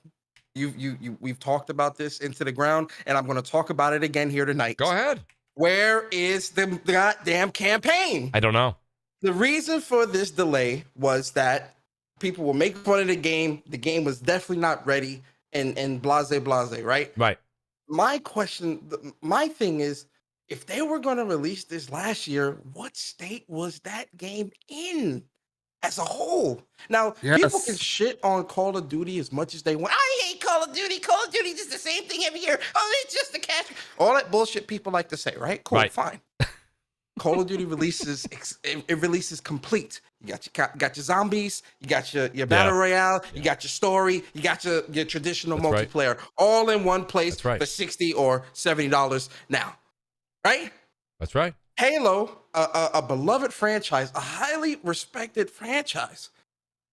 Listen, man, although I prefer PlayStation, I recognize great games, and Halo is a great franchise. That's correct. And listen, man, to see the franchise of Halo be treated in such a way that it has been going, see the hell that this game is going through, and to see the lack of respect for this franchise. And not only that, the excuse that people make of, oh, well, my friends, my best friend. Listen, I have fun with friends all the time too, but fuck that, okay? I want to play by myself too, right? When it comes to the campaign, right, people keep brushing that under the table. Oh, well, the campaign, it's not that big. I never cared about co-op. Stop lying. Right. Yeah. Stop lying. Cut the cap. You got cut the cap. Cut the cap, man. That's right. Like, come on, man. Let's be real here. What Microsoft needs to do is show people the progression, the progress from last year to this year when it comes to the campaign, because it was never about the multiplayer. That's what people don't understand. It was never about the multiplayer. Right, because Halo 5 multiplayer was phenomenal. Halo 5 multiplayer was great. Well, no, I mean, listen, the multiplayer's got its issues too. But y'all brought up a lot of that already. But it's the campaign.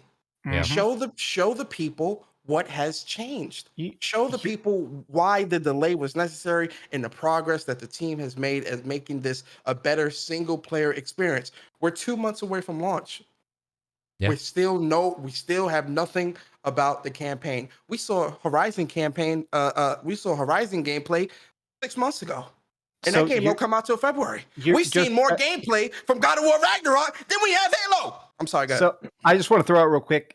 You're about to see for what somebody told me that there's some sort of like media event thing happening now or very soon, and they're gonna like early November, mid-November. They're gonna apparently do some sort of like all the major websites are gonna come out and be like, we played 3 hours of the Halo campaign, and that's just the weird way they're trying to do it. I still agree it's a red flag that we're Right. 45 days before launch, and we don't even know if Master You Chief's, mean like how Cyberpunk was treated? How I played Cyberpunk and it's fine. Don't worry about it. Is that how they're treating Halo Infinite? I don't know. Hope not. I don't know if it's going to be one of those things where you play on their rig. I don't know if anybody's done those things where you play, they stream it to you. They stream it to you, yeah. Yeah, I don't know if they're going to stream it to them or if they go to a physical media event. I really hope they go to an event. But it's very controlled, it sounds like. It's not going to be like see?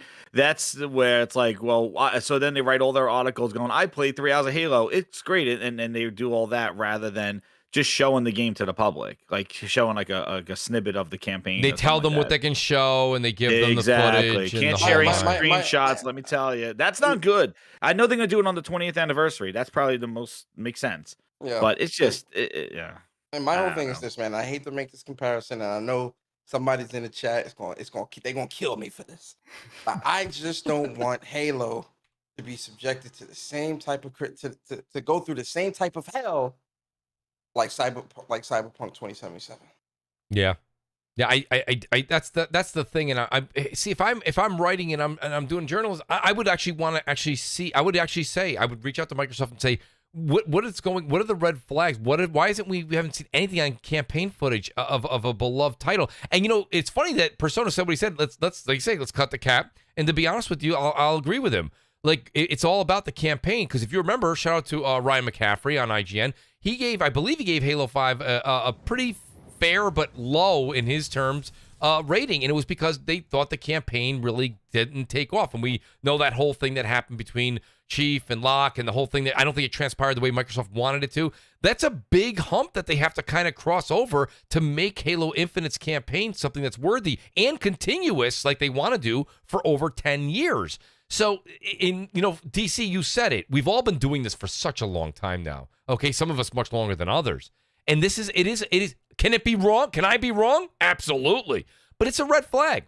It is. Whenever game footage on a major franchise is never shown until a few days before, and then even when you see it, it's limited to what's being able to be shown, it's a red flag. And you wonder just how much of this is going to be Microsoft having influence on people and how that they're able to portray that true image. It's really something that's going to be interesting. I'm very, very interested to see how that's going to pan out. Jez, go ahead. I just want to say the Halo thing. I like the multiplayer. I think is definitely a good shooter. Like and it's solid. And again, like Halo 5, like there was no real issues with the shooting mechanism. People had issues with the mobility and things like that. Yeah.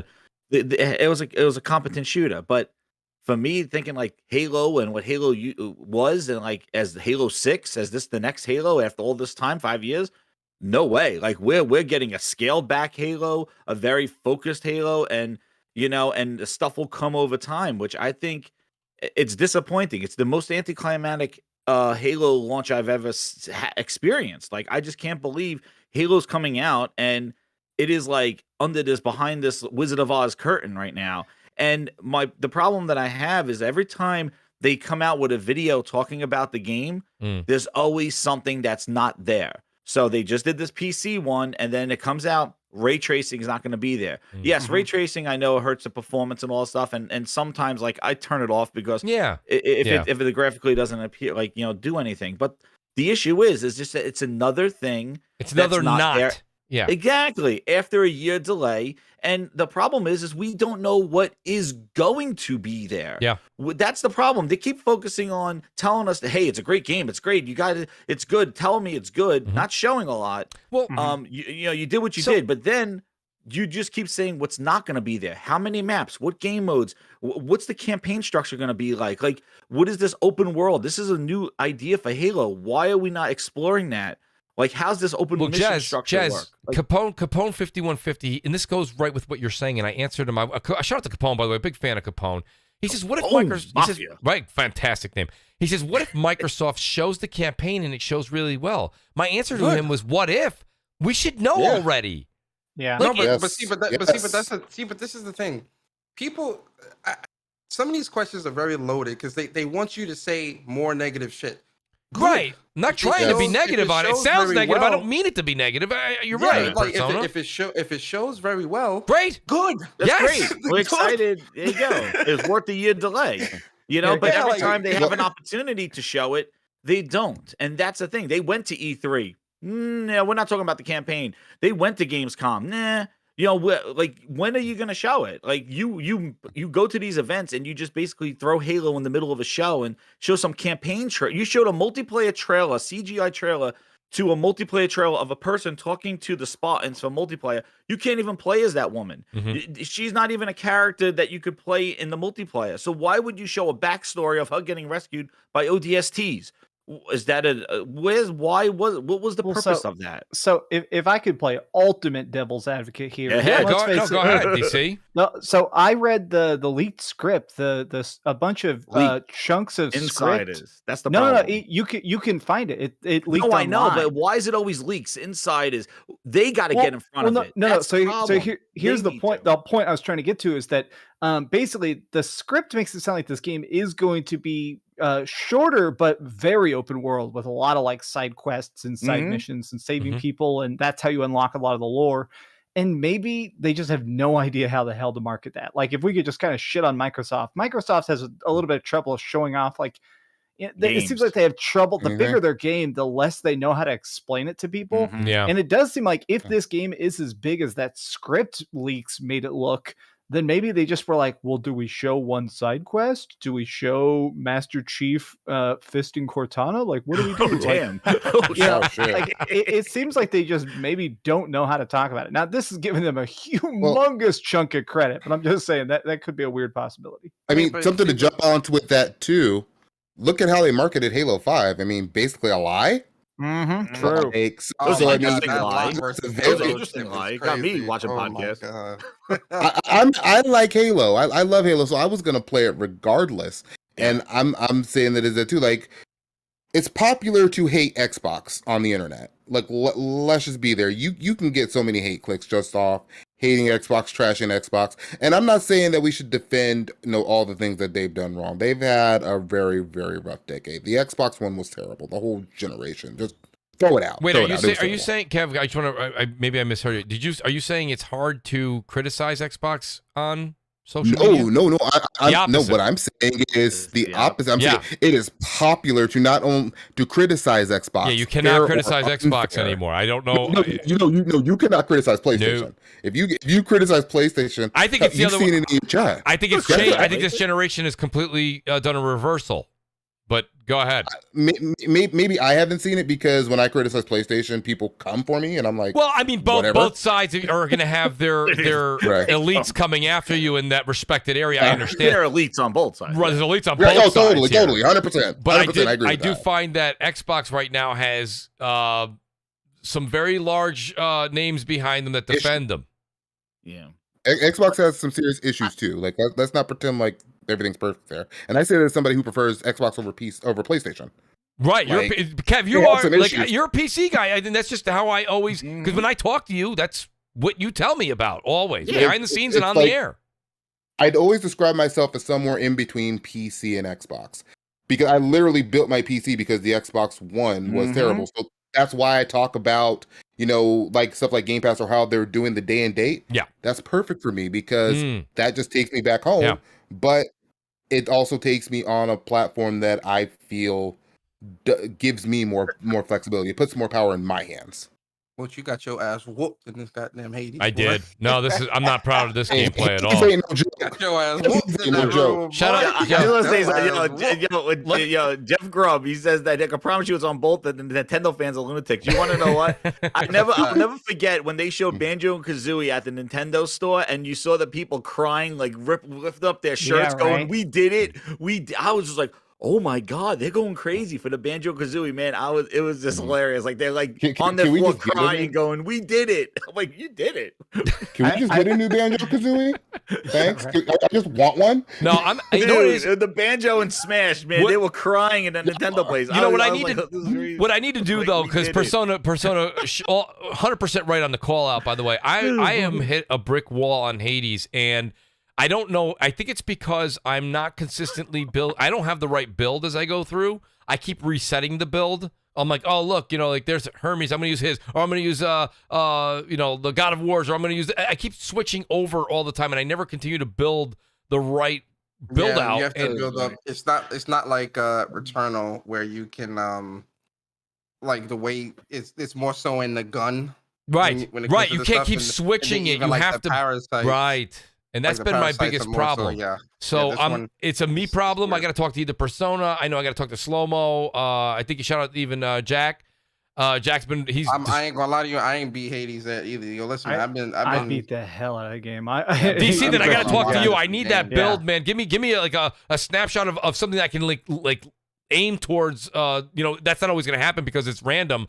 But if I can at least build something similar, because I know I got the skill to do it, I don't have the right build. There's times I'm going through where the weapon is actually overpowered, but then I have the cast that's not, or I have something else, or I'm using the wrong skill set, or I don't have the dash that has any kind of like Zeus's like thunder that comes out from the dash. I don't have the entire package put together for that, and that's what hurts me. From what I've played, I definitely think electric builds are some of the better builds. 'Cause Yes. you can get the arc lightning skills and stuff like that.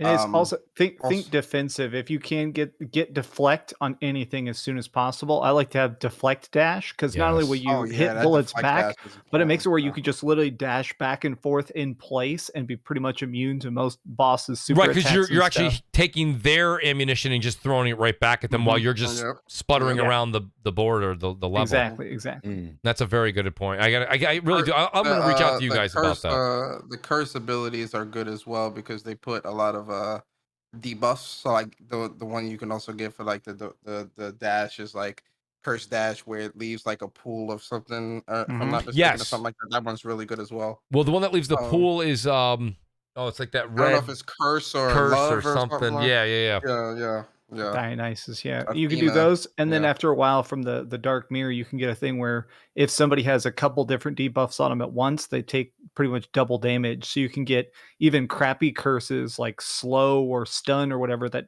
barely proc. And when they do proc, you'll suddenly be doing double damage and insta kill stuff. No, I love this great conversation.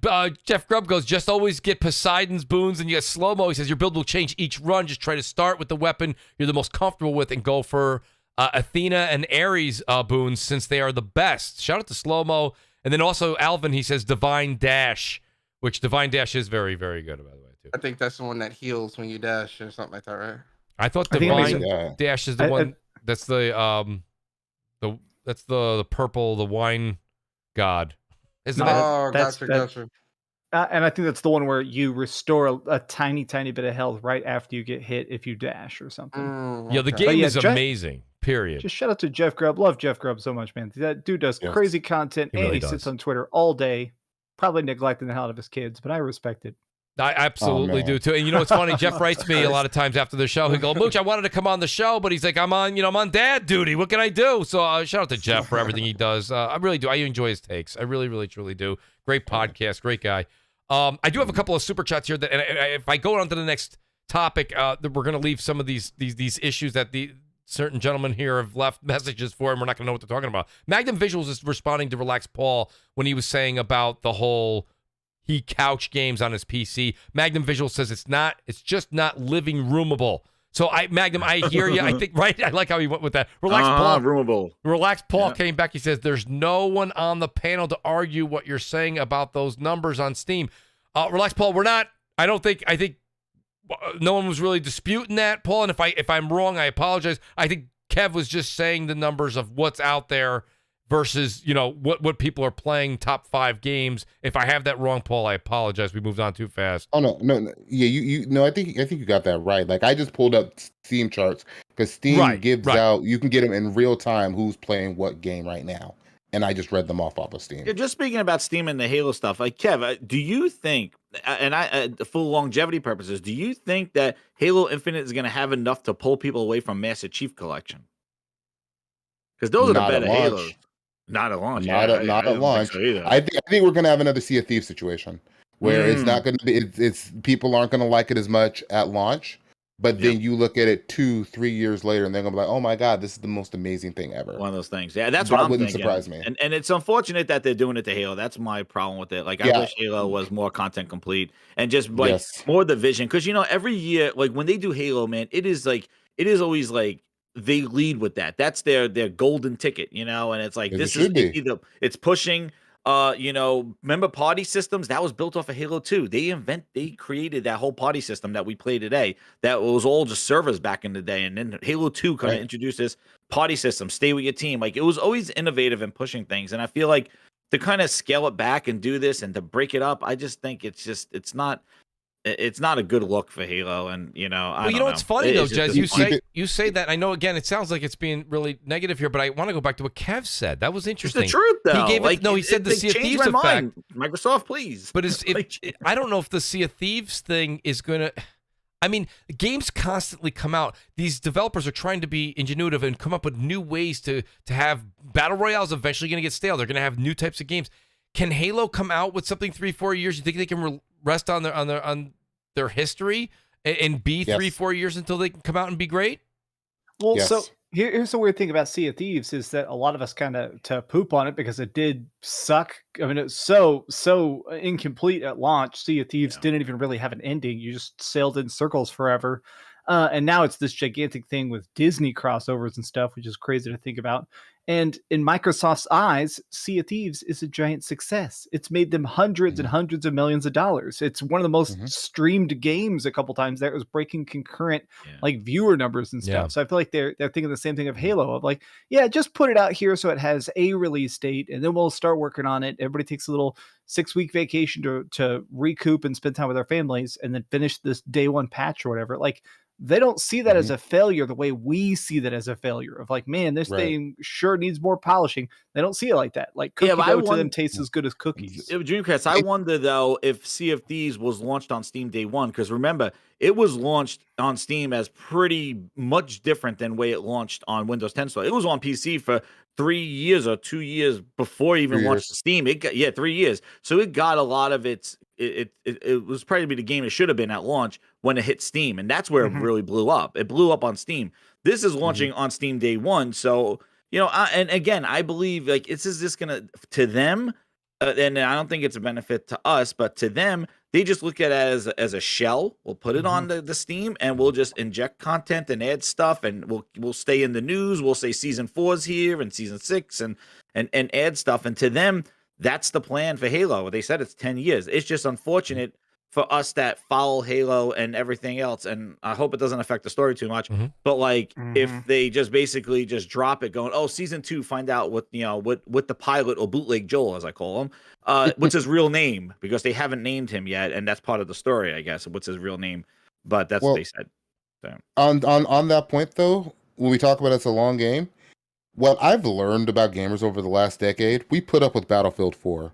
We put up with 2 Destinies launching the way that was. Jesus, we put up with Master Chief Collection being the way it was for 6 fucking years. Yeah, but I don't know if Master Chief Collection ever did. I don't think it ever rebounded to what its true potential could have been. Oh my God, no way, man! That could have been. That's my concern,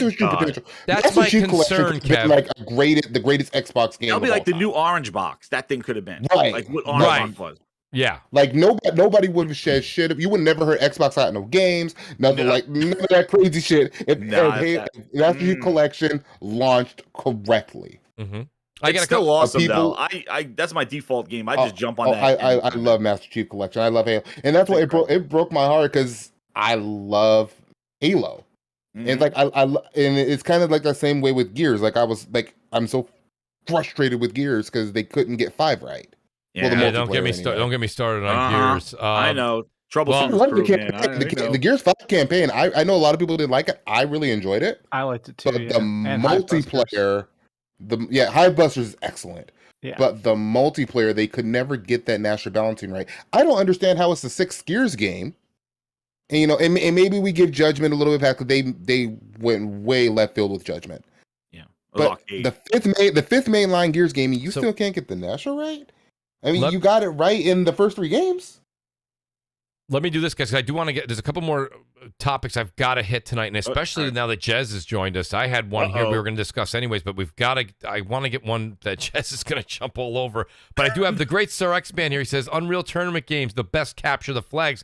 Shout out to the great Lady Foxfire, who's also a Mooch Maniac family member. And Lady Foxfire, I will never forget you. She goes, thanks for all the support and all the advice Foxfire, thumbs up. Lady Foxfire, thank you so much. Please do, guys, go over and check out Lady Foxfire over on YouTube. She's doing amazing content and streams, by the way.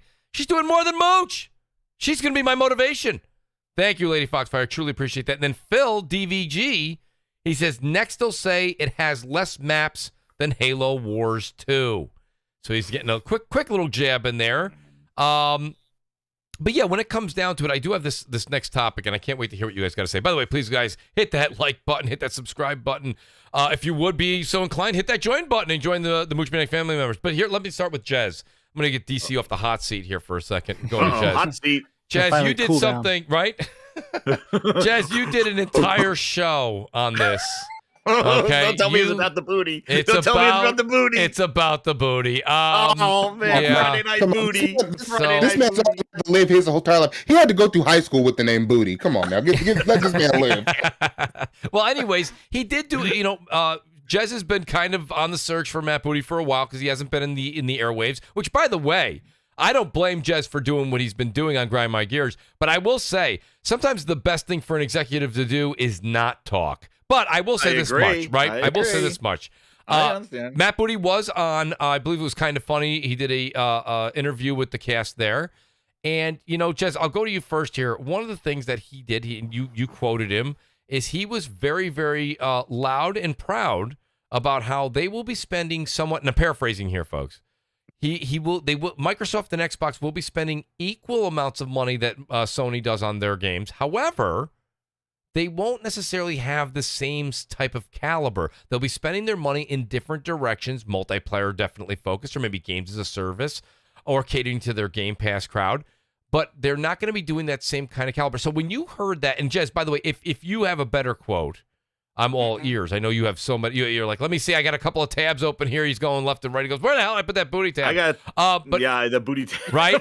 So, you see, I was listening. And I got to be honest with you. What was your take on it? And also, maybe, what is it some of the things that the audience needs to know about that interview?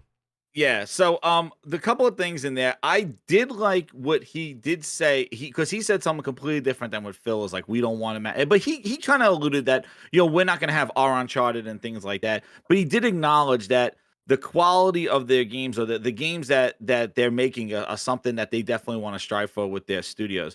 The biggest takeaway, though, out of that whole thing was when they asked him, what is your job? Because that was the kind of my call to where is Booty, because the thing is you run the studios. He took Phil's job, basically, right? And you run the first party studios. So I'm expecting you're going to these studios, you're getting hands-on, you're touching, you're playing these games, you're kind of, molding the studio to say, hey, that looks good, that's good, this is here. Like, kind of giving that high-level management approach to these studios who are basically head down, working in all this, the work, the story, the artwork, Yep. and you get this person, a management person, that has to step back and looks at the studio and going, you know what, that maybe that doesn't look good. And then remember, we scratched our heads going, who approved of this Halo to be shown like this? We just came off of Halo. Like, what happened? Like, who said this is a go? Like, pop in and all this other stuff, it's a go.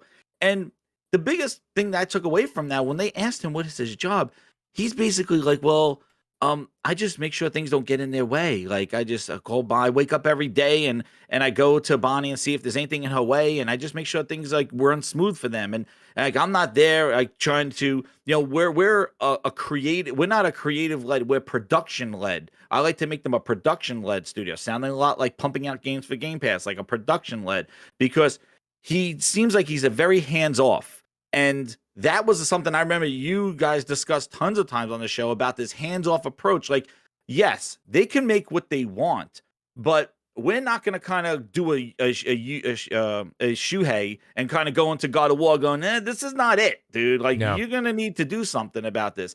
It's more of like, hey, you do what you want. We'll just be here as like this kind of safety blanket and take care of you if you need anything. Like, and I was joking about, hey, you want 2 sugars? You want extra foam on your cappuccino? And, it got to sound like he said he was a service. Yeah. Come on, booty service? My goodness, that it writes itself. Oh man, that's illegal. Oh my god! But dude, he said he's a Oh my God. service. He said he's a service. He's a booty service. I'm just glad you made the coffee reference, because I'm sitting here, I'm muting myself. 'Cause I'm like, he sounded like Starbucks right now. He sounded a little Starbucks. He does I'm from sound like Seattle. I know Starbucks, dude. He sounds like I'm an from intern. Seattle. I know something about Starbucks, okay? Well, the one thing, and shout out to a few folks in the chat here that are like in a bit of disbelief. The thing about it that I've always said, and I'm not just alluding to this latest Matt Booty interview, is that it just seems like whether it be Phil or in this case Matt, if their hands are not on the actual product and they're giving all this creative freedom thing, in Persona and DC, I want to hear you guys. I understand that sounds really good, right? That sounds really, really great when you do it on social media. We give creative freedom to our developers. I got it. But the problem is you need a leader. It doesn't matter what you're talking about. No matter where you are in history, a great leader to get a great product. It's just the way it is. And usually the leader is not loved. Sorry, they're not. Mooch, I'm going to leave this analogy before you get to the other guys. So this is the creative freedom. I could give my children crayons and say, be creative, do whatever you want. I come back, they're writing all over the walls, the ceiling, the floor, all over the furniture. Now, if I'm there and I can say, wait a second, here are the crayons, here's a piece of paper, do whatever you want. It's focused. That management of the parent, letting them know you could be creative, you could do whatever you want, but here's where you do it. On this canvas. There's that control. Great on example. this canvas. Because you got to have some restraint and you need to have some focus on and especially when you talk with artists and other and these kind of creatives, they need to be formed and molded. And that doesn't mean like constraining them or holding them down, but they need to have a vision. You need to bring that product to the public. So you have to have that eye, that management eye. And he's the liaison between the teams and Phil and executive management. So he's a very important person with these studios. And for him to just be like, hey, I just make sure things don't get in the way if they got to buy them some time. And these are all quotes. These are not, he says, buy them some time, get things out of their way. He's not hand playing these games going, you know what, this needs to be fixed. The guy developed games, so I assume he has some background in knowing how to make a game. He made Minecraft, but it seems like the thing that we all been alluding to all these years, Microsoft's just there for these studios to keep the lights on, to make sure their coffee's topped off.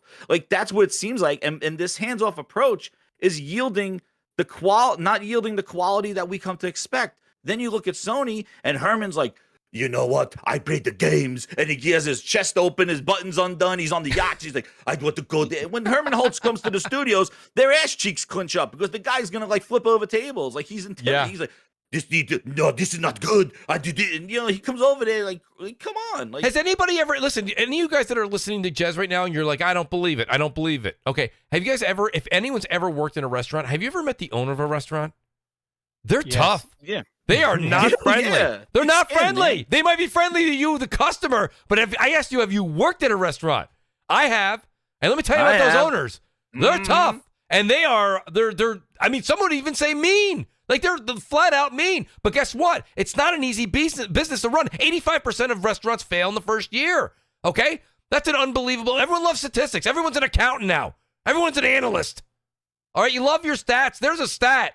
If you're running something, you can't just be Mr. Nice Guy. You got to go in there and, Jez, that was an outstanding example of letting the kids have creative freedom all over the walls and the ceiling. You have to give them the canvas and give them the tools. Very true on Matt Booty and Phil to say that. But you have to have guidelines and be like, this is what we want. This is what we expect. We expect this type of quality. You can't just let them go willy-nilly and do whatever they want. It doesn't work that way. Or you are the product. You're going to end up with the product of the means. And it is what it is. It is what it is, and it'll show in the product. I mean, you guys know this too, right? Using the last restaurant example, and then I'll let the panel take it from there. I've been to many where I'm like, is the owner here? They're like, no, the owner's never here. And I'm like, boy, can I tell. You can tell when the owner's never at the restaurant. Dirty dishes, the utensils look like crap. You're waiting forever to get seated. That's the difference. That's the difference, folks. Go ahead and take it away. I've heard Sony use the term frequently, especially with Shuhei Yoshida, of tastemaker. And I love that term as a job of being like, all right, it's not that I'm going to tell you what game to make. I'm just going to tell you when the food tastes bad. I'm not going to order a specific thing. I'm not going to tell you to make a first-person shooter. Like, clearly they gave Guerrilla Games the freedom to go from Killzone to Horizon. And clearly they were hands-off enough to let them make something so different to the point which it even has its own engine and stuff. But I bet they were there in the kitchen making sure that the sauce didn't burn and stuff. So hopefully Matt Booty just phrased it dumb. Maybe Matt Booty just, explained it in a way very poorly and that he's being more hands-on than he's given himself credit for. But yeah, I think that's something Sony's done best. Like, especially one of the things they talked about in the Raising Kratos documentary, I think, was about how in God of War 2018, they wanted to have a swimming system where you could actually swim around, and Atreus kept sinking to the bottom of the water, and they just could not possibly get the AI to figure out how to swim in 3 dimensions. So they just scrapped it and gave him a boat instead, which led to some of the best dialogue in that entire game is just when they're paddling along and being father and son. It's like, I'm glad somebody stepped in and cut that because it needed to be cut. Yeah, and you know, Jeff Grubb says here, and Kev, you can actually answer this. I answered it in 2 parts. I apologize, Jeff. Jeff goes, "Isn't the quality evident in Psychonauts and Deathloop?" Well, both of those games were basically well on their way to development before Microsoft got their hands on them. I mean, you can go ahead and make a case if you want for Psychonauts 2 a bit, but even Psychonauts 2, which was crowdfunded, that had been worked on for ages. And Sony was publishing Deathloop, so you know that Herman Holtz was like, "Get over here!" Like, they sent their Sony stickers over. I was actually going to say something similar to what Jeff was going to say. That I agree with what Jez is saying. I get Jez's point, but I think something that has to be iterated too. You have to prove that you can do with your children, that they can do what they are supposed to do without you having to be in their face. There's a reason why we leave teenagers at home alone, but we don't leave 7-year-olds home alone. A teenager has probably proven that they can do what they need to do without mom and dad in their face. 343 hasn't proven this. And that's the point. They haven't grown up yet. They haven't grown up. And these studios are still young under Microsoft's helm. Microsoft never really bought studios, so they need this. Exactly. This isn't Double Fine. Tim Schafer's a legend. Like, this isn't Double Fine. When nobody, 343 has not proven themselves like that. I love the coalition. We're not there yet. I think they'll get there soon. But that respect is earned. Yeah. And for a lot of these studios, that is the problem, is that respect hasn't been earned yet. So he needs to be there more often than not to make sure. Exactly. And he needs to not stop sounding like a goddamn barista. I know. And I'm telling you, listen to that interview, and that's exactly. And the other thing too, it sounds like Microsoft is this big umbrella to kind of secure them and make sure, like, hey, he was even saying, like, the fact that they don't have to worry about their studio closing, we're that security blanket, and kind of we could lean to create, they could be more creative because of that. And I understand his point. But then he goes into saying, like, the 3 things that they provide, and he's like, how does your game work in Game Pass? How does your game work in xCloud? How we have people playing on Xbox One? How does your game work on that? And I'm like, ill. What do you mean? That's your involvement with these studios? How does your game work in xCloud or on Game Pass? Just make a game. Don't worry about the services. And this is my problem for the last 4 years, is the fact is they're making games for a service rather than for the gamer. Just make a great game. Stop worrying about how it works in Game Pass. How Forza Horizon 5 comes out going, we're making a good Game Pass game, snackable. No, I don't want to hear that. Just make a great game. I remember I went to Bank of America right after the what's called all financial thing, when they had to, I can't think of the word, when the government basically had to step in and assist the banks after they fell apart in the mid 2000s. Oh yeah. And something that sticks with me to this day. They basically told me that they are invincible. They, like, nothing can be done because the government will bail them out, which is the word I was looking for, the bailout. And I think this is the similar case that we're seeing with some of these studios in Game Pass. It doesn't matter what we do, because as long as we pump out a game, quality or not, we're good. Yeah, for them. Exactly. Like, I mean the studios. No idea. Somebody needs to be there putting the fear of God in them. Like, you're going to be great, or there will be consequences there. There has to be consequences for your actions or for underperforming. Go ahead, Persona. Yeah. So, a couple things I think a lot of people need to understand, and this is something that I think Microsoft still doesn't get, right? When you look at PlayStation and Nintendo. And a lot of people shit on, and myself included, Nintendo's quality is very iffy at times, but Nintendo knows how to make games that sell. Nintendo knows how to cater to an audience. We look at PlayStation with, as far as I'm concerned, and listen, I know people are going to disagree, but as far as I'm concerned, PlayStation games is the pinnacle when it comes to quality within the entire industry. And I think with Xbox, there's 2 or 3 things with Xbox or Microsoft that's really kind of like I just can't get over for a while now, right? The messaging with Microsoft is very off, and it's been that way for quite some time. Mhm. 1 minute it's Phil Spencer saying we're not trying to be the blue or green version of blah blah fucking blah, and then you got Matt Booty talking about I'm just standing up to the side, whatever the fuck he's saying, because I only read tidbits of the interview, the juicy stuff. Mhm. I do want I will read and listen to the whole thing just so that I'm not talking out of my ass when I do my own show on Monday, because I'm definitely talking about this anyway. So but when it comes to Microsoft, one thing that Microsoft still does not understand is that you know people are looking at your past failures and still holding that over your head, Yes. and because these failures are so monumental, the Yes. whole Scalebound fell through. The whole Xbox One. Quantum, really, yeah, a lot of Xbox One fell through. Those failures are still being held over Microsoft's head to this day, regardless of how many acquisitions they do, right? Because you still need to prove to everyone that they can comfortably put their faith back into you and not have to worry. But when we look at this generation, or look at what they're putting out, Everwild, right? From where that the devs didn't even know what the fuck they were making. Right. Right? You've got Yes. grounded devs telling gamers, yeah, tell us on the message board what you want us to make. Huh?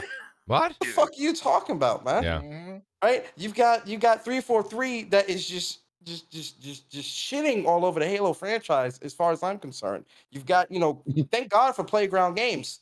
At least they can make a competent fucking car game. And Microsoft's right? confident And in then- Forza, I'll tell you that. Yeah, That's the yeah, only they game can they're make a confident in, great 'cause they market Forza that one. or a Forza that can sell. But then these other acquisitions that they've made, you're pretty much picking up or copying off of somebody else's homework, right? You still have not proven yourself. Like, people are looking at these acquisitions, and quite frankly, some of these acquisitions are iffy, because a lot of people out here wasn't even checking for some of these games anyway, because if they were, Psychonauts wouldn't have had to been crowdfunded. But anyway, so when you look at some of this stuff, and it's like, okay, you made these acquisitions, but you still haven't shown me why why I need to believe in Microsoft, why I need to believe in the vision. Because what is the vision? What is the vision? Is it Game Pass, or is it making great games?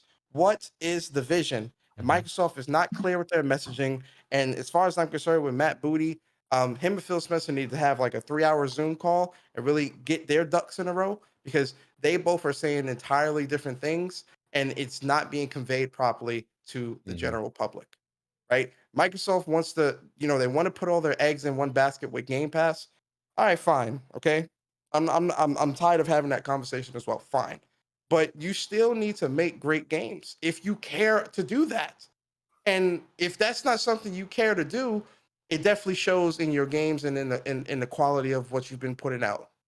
Now, if it's something you do care to do, Mhm. then you need to pull all your studios up by their bootstraps and say, listen, get your shit together or get the fuck out. We'll find Yes. somebody else who Well, will. and I'm Yes. keeping it honest, man. Like, because at this point, fuck that, man. If you're trying to really get shit up and you really trying to compete with PlayStation, get your shit together or get the fuck out, and we'll hire somebody else who's willing to move to the beat we want to move to get shit done in a high quality manner. I think the one thing that I want to agree with, and I brought this up from a business standpoint, and Jeff, I'm interested to hear your take on this too, because he's definitely commenting as we go through. Persona made a good point. And the point that I've been driving home for a long time is, just because Microsoft acquired 23 studios doesn't mean they're going to keep 23 studios. I think if these studios make games and they don't make the whatever their grade is, because we don't know. They don't tell us any numbers. We don't know what they judge anybody by. I have no idea. But if they don't get enough clicks on downloads from Game Pass, or not enough sales, or whatever it is they're judging by this day, like, Microsoft may just not keep some of these smaller acquisition teams that they got. They're giving them a shot. They're giving them money. See how it goes. And if they don't produce, everyone's just like, well, they got 23. They got 23. You don't produce, you do get left behind. So I'm wondering what's going to happen, too, as time goes by, if these teams don't produce a quality product. And that's why I'm kind of piggybacking off of what Persona's saying. He said you got to tie up your bootstraps and get to work, get good, or you're going to have to enter the ramifications of what could be if you're not getting the grade. I don't know what again, the hard part about all this when you're talking about Microsoft is nobody knows what they don't report anything anymore. So you don't know. At the end of the day, right now, Microsoft's a laughing stock within the industry and within the community. People make fun of Microsoft. So, Like some people the do. best deals are going to PlayStation and Nintendo. You feel I me? don't When want it comes to games. I mean, listen, man. I don't want to fully the say industry has spoken. Xbox Series X is still flying off store shelves. PlayStation's beating them. I personally like my PlayStation exclusives a lot more, but I think we're going a little bit too far here of just disregarding stuff like Psychonauts 2, which is heavily in the Game of the Year conversation. I agree, Psychonauts 2 is 80%. Game of the Year. It's I'm my just game saying of the year. Psychonauts we're 2. going a little bit farther. But yeah, I understand what okay. you're So let me ask this question: did you buy Psychonauts 2 or play it through Game Pass? saying. I'll play it on through Game Pass. Delicious Game Pass. If you would have Screw bought buying that games. game for $60, would you still have that same view? Yes. It is an extremely good game. Yeah, It is better than a lot of games I pay $60 for. Now, is that a game you would pay $60 for? Yeah. Yes. Okay. Cool. Okay. Yeah. I mean, I'll be honest with you. So I'll say this much. I've said it. I tweeted it. I also enjoyed Psychonauts 2. Is it my game of the year? No. But I mean, at the same time, I think it's very good. I do enjoy it. But again, I want to reiterate, and listen, Jeff Grubb is in the business, so shout out to Jeff. But I will say this much. I'm not in the business. I keep my ear to the ground on the podcasting level, okay? I don't. But my point being is that Psychonauts 2 is one of Tim Schafer's babies, okay? It's the progression to Psychonauts 1. So it wasn't like when everyone's like, well, Psychonauts 2 is great, Microsoft really got them. I mean, this game was already well on its way. And when you say Microsoft, Jeff said Microsoft, it's documented that they helped them along. I say how? How did they help them along? I think they helped them with financials. Coffees on right? Sunday. Well, no, they kept the lights on. They took care of them. Financially. They took the financial worry out of it, which does allow you to be a better creator. But this is why I said if Psycho, and I'm not taking anything away from Schafer. No, it's a great game. I thoroughly enjoyed it. I played the hell out of it. The only question I'm asking is because this is what a lot of gamers doing, and I'm not saying you guys on a panel. I'm speaking in general, so I want to specify that. But this is what a lot of gamers do in this community and in this space. They praise games, but and say, oh, this game is great, or this game should have, this is one of the greatest games I ever played, or the community wanted this and all this. But it's like, Psychonauts 2 had to be crowdfunded. You feel me? Yeah. Like no studio publisher looked at that pitch and thought it would sell. That was also, I mean, that happened. The crowd pitch itself now was like 7 or 6, or I mean, that was so long ago. I don't want to hold it. No, it was a while back. But I hate crowdfunding. Yeah, but that's what I'm saying. It was well, I mean, he's at the beginning. It had to be crowdfunding, and I'm like, for people that love to say, oh yeah, I love gaming this, love gaming that. Clearly, the general public didn't care enough about this game for a publisher to say, oh yeah, we gotta have this and put this out there for a second game. It had to go to crowdfunding. To me, though, I don't think they went independent. I think he took his whole thing and went independent. So like, I think that's what they were doing at the time. It wasn't that he was shopping around, nobody wanted him. I think he took his whole group and just said, we're gonna, when that whole thing was hot, crowdfunding was a hot thing, and everybody wanted to be independent publishers. Like he took that group and ran with it. But you know what? But that goes to a point though. It's like, well, some of these games, like I want to know where that dude that saw Kn1ght and said, hey, I want that on PlayStation. Where's that guy at Microsoft that says, I want that game on this platform? Because I feel like they used to have them. I don't know where those people are anymore because they need somebody to identify that quality. I think there's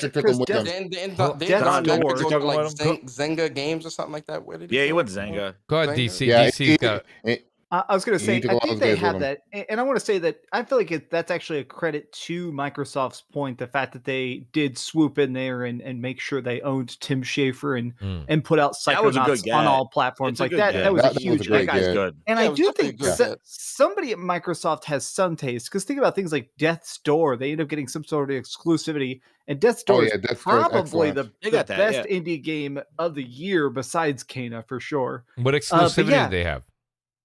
Who knows? I'll be honest. I have It's just through Devolver Digital. It's published by Devolver Digital. It's just on PC and Xbox, as far as I know. Oh, okay, So okay. Got it. I guess though, to all of y'all's points though, is that I guess that's the problem we're seeing with Microsoft is that it's not that they're making all mistakes, it's that they're making frequent mistakes. Like for every good game they do, they drop some absolute unfinished stuff. Like no offense to Grounded, Grounded looks terrible to me. Like the idea of a Honey, I Shrunk the Kids online squad-based crafting survival, like you literally could not pay me to play that, and that's Dude, one of back those things to that Booty. they talked push a lot it about so Grounded, hard. dude, in that They push interview. it so hard, and it He looks said it's a boring as 5-year piss. game What or is something. They're gonna add Everwild? mosquitoes and Oh, butterflies. good. All my They're gonna favorite add all bugs. but yeah, What- he what actually is said it's like a Everwild? 5-year game. Oh, he don't know what that. Not even the devs can tell you what Everwild is, bro. Like, Yeah. listen, man. He said that was a restart too. He talked about that. I think. The only thing I'm saying is that quality has to be there. You feel me? Mhm. Like, Yeah. because like regardless of what people are saying, people want those big, oh my god moments with these games, man. Because if Mhm. they didn't, Right. games like God of War, Last of Us, Ghost of these games wouldn't sell. Yeah. People want those types of high quality, nice, pretty graphics, monumental set pieces, and they want that stuff. Yeah. They You want need that word of mouth too. You need that word of mouth too. So Sony's name, while I don't necessarily agree with you that they make the best games, I would put that probably on Nintendo. I do think Sony's name is synonymous with quality and polish. And I think people trust that. They will try, they are more willing to try a new IP from PlayStation than they are from Xbox because most people know of Xbox as, Gears, Halo, Forza. Those games are good. Oh, they had Cuphead, they had Ori. That's good. Right. But Grounded, Sea of Thieves, I'm gonna wait and see what the homies say. Do the homies like this? Oh, if they say this is good, then I'll ride with them. But I'm not gonna try this myself. It's like Call of Duty. I'm gonna try somebody's gonna try Call of Duty because they know everybody likes Call of Duty. But Battlefield, while some people might say it's a better game, the squad likes Call of Duty, so we gonna rock with Call of Duty. It's one of those kinds of things. The thing that I say too is that, like, I feel that Microsoft definitely is taking the long road, like, this path, and I feel that they are on borrowed time because they every year that goes by that they are not doing the thing that people hope that they done 4 and 5 years ago. We're talking years. They just release consistent, high quality stuff, and the fact is that they used to do that. That's the thing that kills me, is that in the beginning of the Xbox One, they had it. They had the Titanfall deals. They had the Sunset Overdrives. They identified those things. Oh my God. How do we go backwards? How are we going backwards? But people tell you that it's better now. It's better now than what it was. Like, I don't understand that. And the thing is like, if you keep watching the wait 3 years, Halo will be content complete of what we want it to be. You got your Wolverines, you got your Spider-Man 2s, you got God of Wars, and we don't even know what the hell they're working on ever there. Then you got Zelda 2. The other guys are not stopping. Yeah. All right. So you see how many times Microsoft had to put their name in the comments. We're going to E3. Not just We're that. going to Gamescom. Microsoft Sony had one show and shook everybody with the Wolverine, Spider-Man, and Knights of the Old Republic. I had a great conversation today. A lot of people also, Microsoft, we have Halo, we have Gears multiplayer. What is Sony's got 3 or 4 deals going right now with big top developers to make multiplayer games. And now those, I'm not going to sit here and say they're going to be great. I don't know that. We don't know that. But I will say this much. They're putting a lot of money, effort, and they got a lot of eyes on this. It's just it's another interesting tactic, like Jez is saying. While people are just saying sit back and wait for Microsoft, the other companies like Nintendo and Sony are not just sitting back and waiting. Well, see, we've been waiting for almost a decade. It's been how many for a lot of threes are we going to listen to? Yeah, exactly. For a lot of people, they think the fix is, and I'm speaking people in the community. They think the fix is more acquisitions. Yeah, no. And I'm like, that's no. not it. Acquisitions. I'm like, no, guys, like, no. And I'm not saying like, don't, if you see talent, don't grab it up.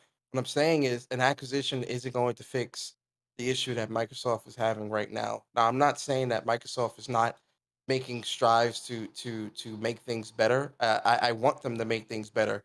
You get me? It's wintertime. Yeah. I need another Xbox so keep my house warm. So, I want to buy it, Damn. but it's just jokes, guys. I'm sorry. I know the chat will kill me for that. Persona's on fire tonight, I'll tell you. But I just want, like, listen, man, you can't look at what's going on right now and not think to yourself at least a little bit, damn man, like what is going on over there? When you look at the messaging, we look at these interviews, we look at the products that are releasing, what is going on? Not saying everything is terrible, and I'm not expecting everyone to hate everything that Microsoft does. That's not what this is, right? But some of the things that are happening over there, I'm looking at it and I'm saying, I'm scratching my head like what are we doing here? Let's get on the ball. That's right. You feel me? No, I totally I do. think part of the problem too is a lot of the community won't accept legitimate criticism. Like I said, Xbox is my go-to console of choice, but I have a lot of criticism for the things they've been doing. Yeah. And you have to be able to criticize the things you love.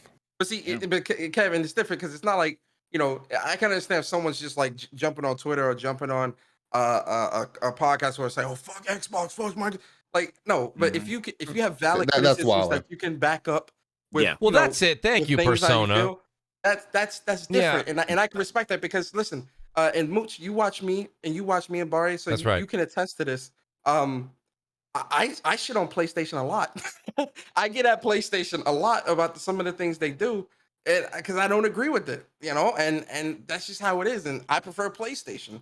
It's okay to criticize the things you love, guys, or the things you enjoy. Mooch, how those Giants? What do you do about the Giants Sports Radio? Well, I'll tell you, I consume a lot more pizza and wings on Sunday now. Dude, Danny Dimes needs to go. I'm going to start a rant about that show. Oh, so does the GM. Giants, they all need to go. They all got to go. Change everything. Move the goddamn team. Well, though, and I do want to make a point. Jeff just asked the question. I do want to answer go ahead and answer it. Jeff said, "How is in quotes people paid to help make a game a sign that people don't care about a game?" Persona.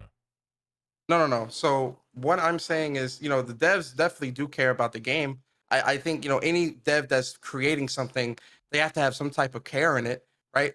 But what I think is with certain games that's coming out of Microsoft camps doesn't look like it has passion behind it, right? Everything can't be a passion project, right? When you look at games that are coming from indie studios, games that's coming from Nintendo, PlayStation, and you compare it to certain things coming from Microsoft, it does not line up. That is the point that I'm trying to make here. I'm not saying that developers do not care about their work or care about the games they're making, but maybe the amount of passion or the quality or whatever, maybe that department needs to be looked at. Because again, comparatively to what's coming out elsewhere, it does not add up. Because if it did, we wouldn't be having this conversation. No. Mm-hmm. Yeah, no, I think that's eloquently put, and I understood where Jeff was coming from. I see where you're saying that. I think that when it comes down to it, I do want to go back to what Persona said a while back, and it was like, if we just got on here, and I know, shout out to the great Delilah too. I love having everyone that's here on the show and people in the chat respond, and it, it's not about doom and gloom. I don't want anyone on this panel to be. No one's been like, oh, F this or F that. The company said. I'm a big Xbox fan. Like, I really, really am. Like, I have an Xbox Series X. I have an Xbox Series S. I built a gaming PC. Let's be honest, that's for part of what Xbox is doing with their PC plan. I mean, I'm here. I'm invested. These are legitimate concerns. Now, I'm not saying you share the concerns. You might say, well, that's fine, Mooch. I don't share your concerns. That's also valid. That's very valid.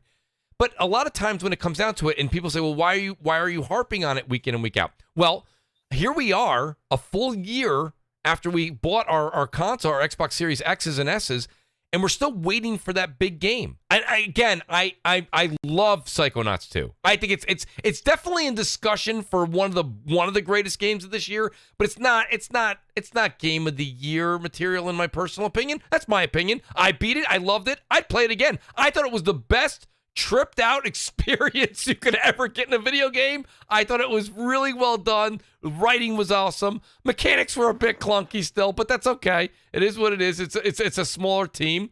But I think when it comes down to it, Persona said, we're not coming on here and just cursing out one particular brand. It's concerns. They're valid concerns from the panel. These are things that happen throughout and we're waiting. The reason that these concerns are existing with Microsoft is here we are so long after, and we're still waiting for that big AAA experience out of the box. When we took our Series X's home in DC, I know you were very excited. I watched all your shows before the consoles came out. And you're like, I can't wait. I'm very excited for the Xbox Series X. And you said, I have not been excited for an Xbox in a very long time. You said, I am truly looking forward to it. On the back of that box you brought home, DC, was Master Chief. Yep. Okay, Well- they went all in. Mooch, And when you have the question. organization like Persona was saying, you've got the Matt Booties and the Phil Spencers out there saying, this is what we're going with. We're launching with Halo. Then they delay it a year. And now you see the information coming out about things that are not going to be included with the game. You can't sit here and say, how dare you have those concerns, Mooch? How dare you, Persona, have these concerns?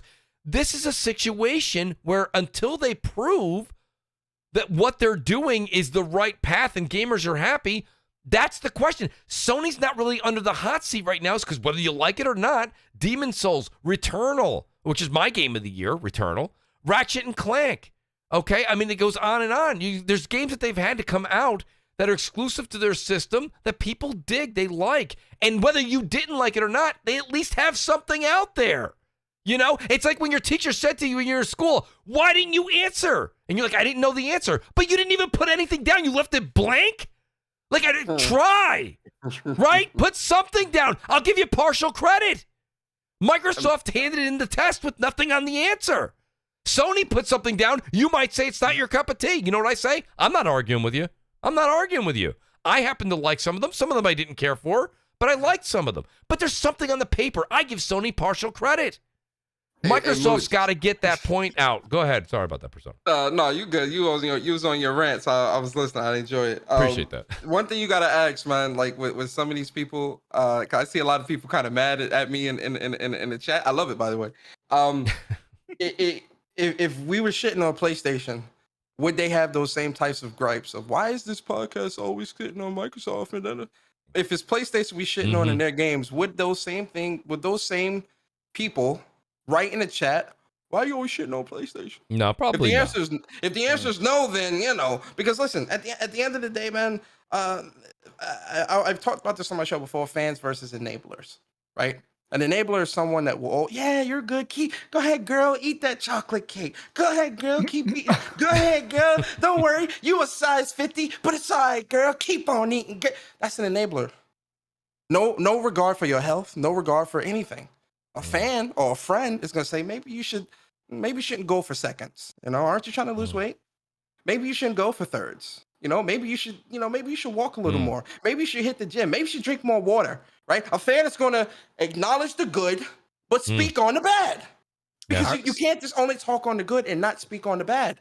Because if you are, you're an enabler. You're not a fan. Yes. I alluded to that last week when we were kind of being questioned about that same thing last week. And I said the same thing. I said, the thing, and I was talking to Jeff Grubb about it, and I think Jeff had some great answers back. And I said, the whole point about this is that I said, all we ever hear is the good that I said, no one's ever, we ask the questions, but who are we? I just don't see the articles being like, where's the campaign? Like every single news outlet should be like, here we are, 45 days before launch, where's our campaign? And demand it. Not just they're going to have a secret showing and they're going to have a bunch of people that are going to speak really well about it and only show up. Cyberpunk, we just did this. It's Cyberpunk. It is. It's Cyberpunk all over again. It's fine. I played it. It's great. Don't worry about it. It's great. It's wonderful. lovely. Game of the year. What a studio. And yeah, the same thing We're happened. just asking the questions because, like you said, if you're not asking these questions, who is?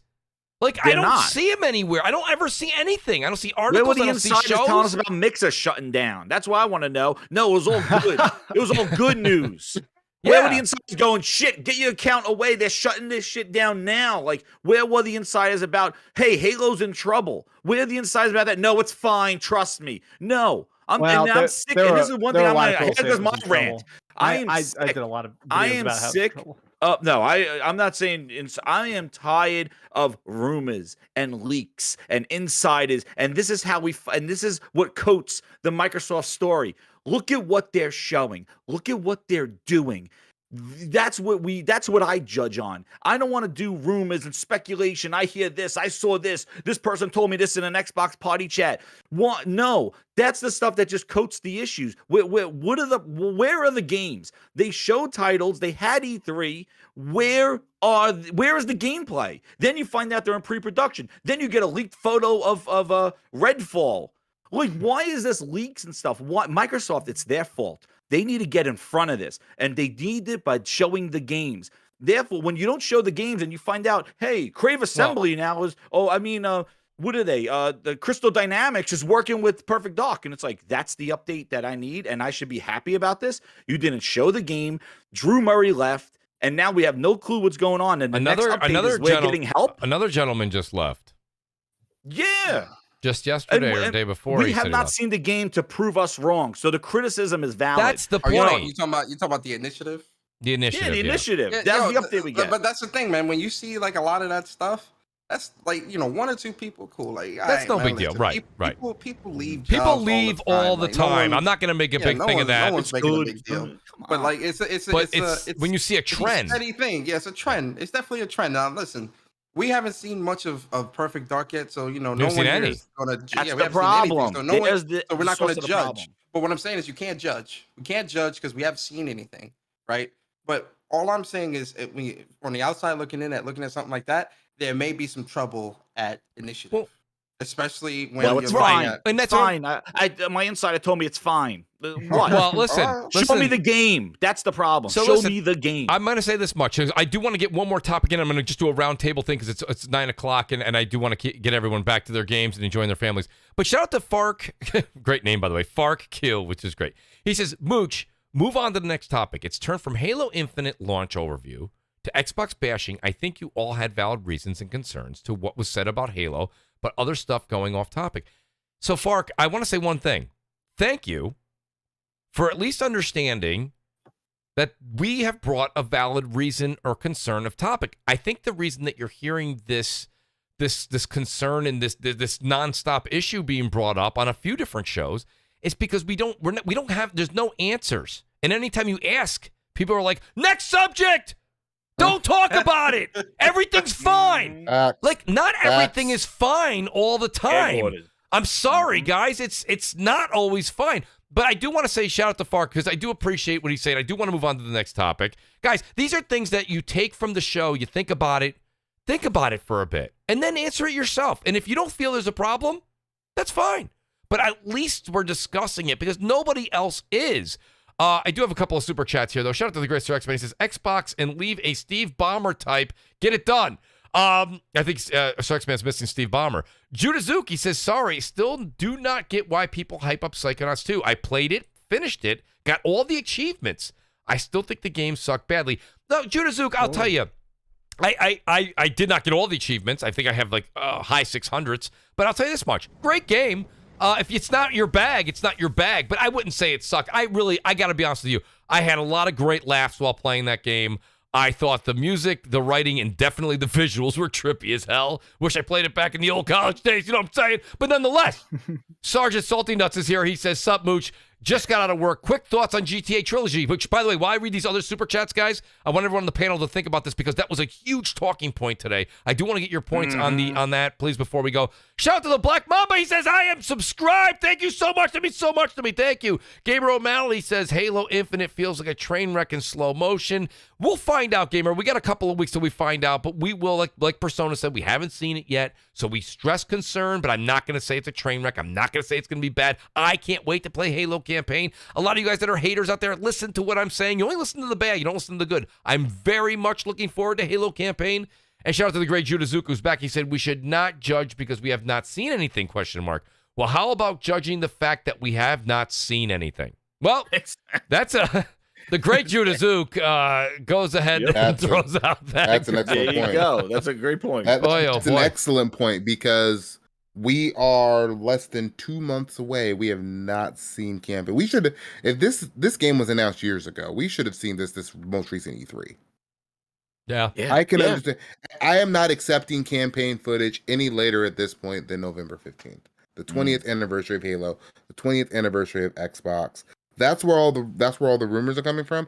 I'm assuming doom and gloom if we don't see it for that point, because at this point now the game is less than a month away. Yeah, they have to.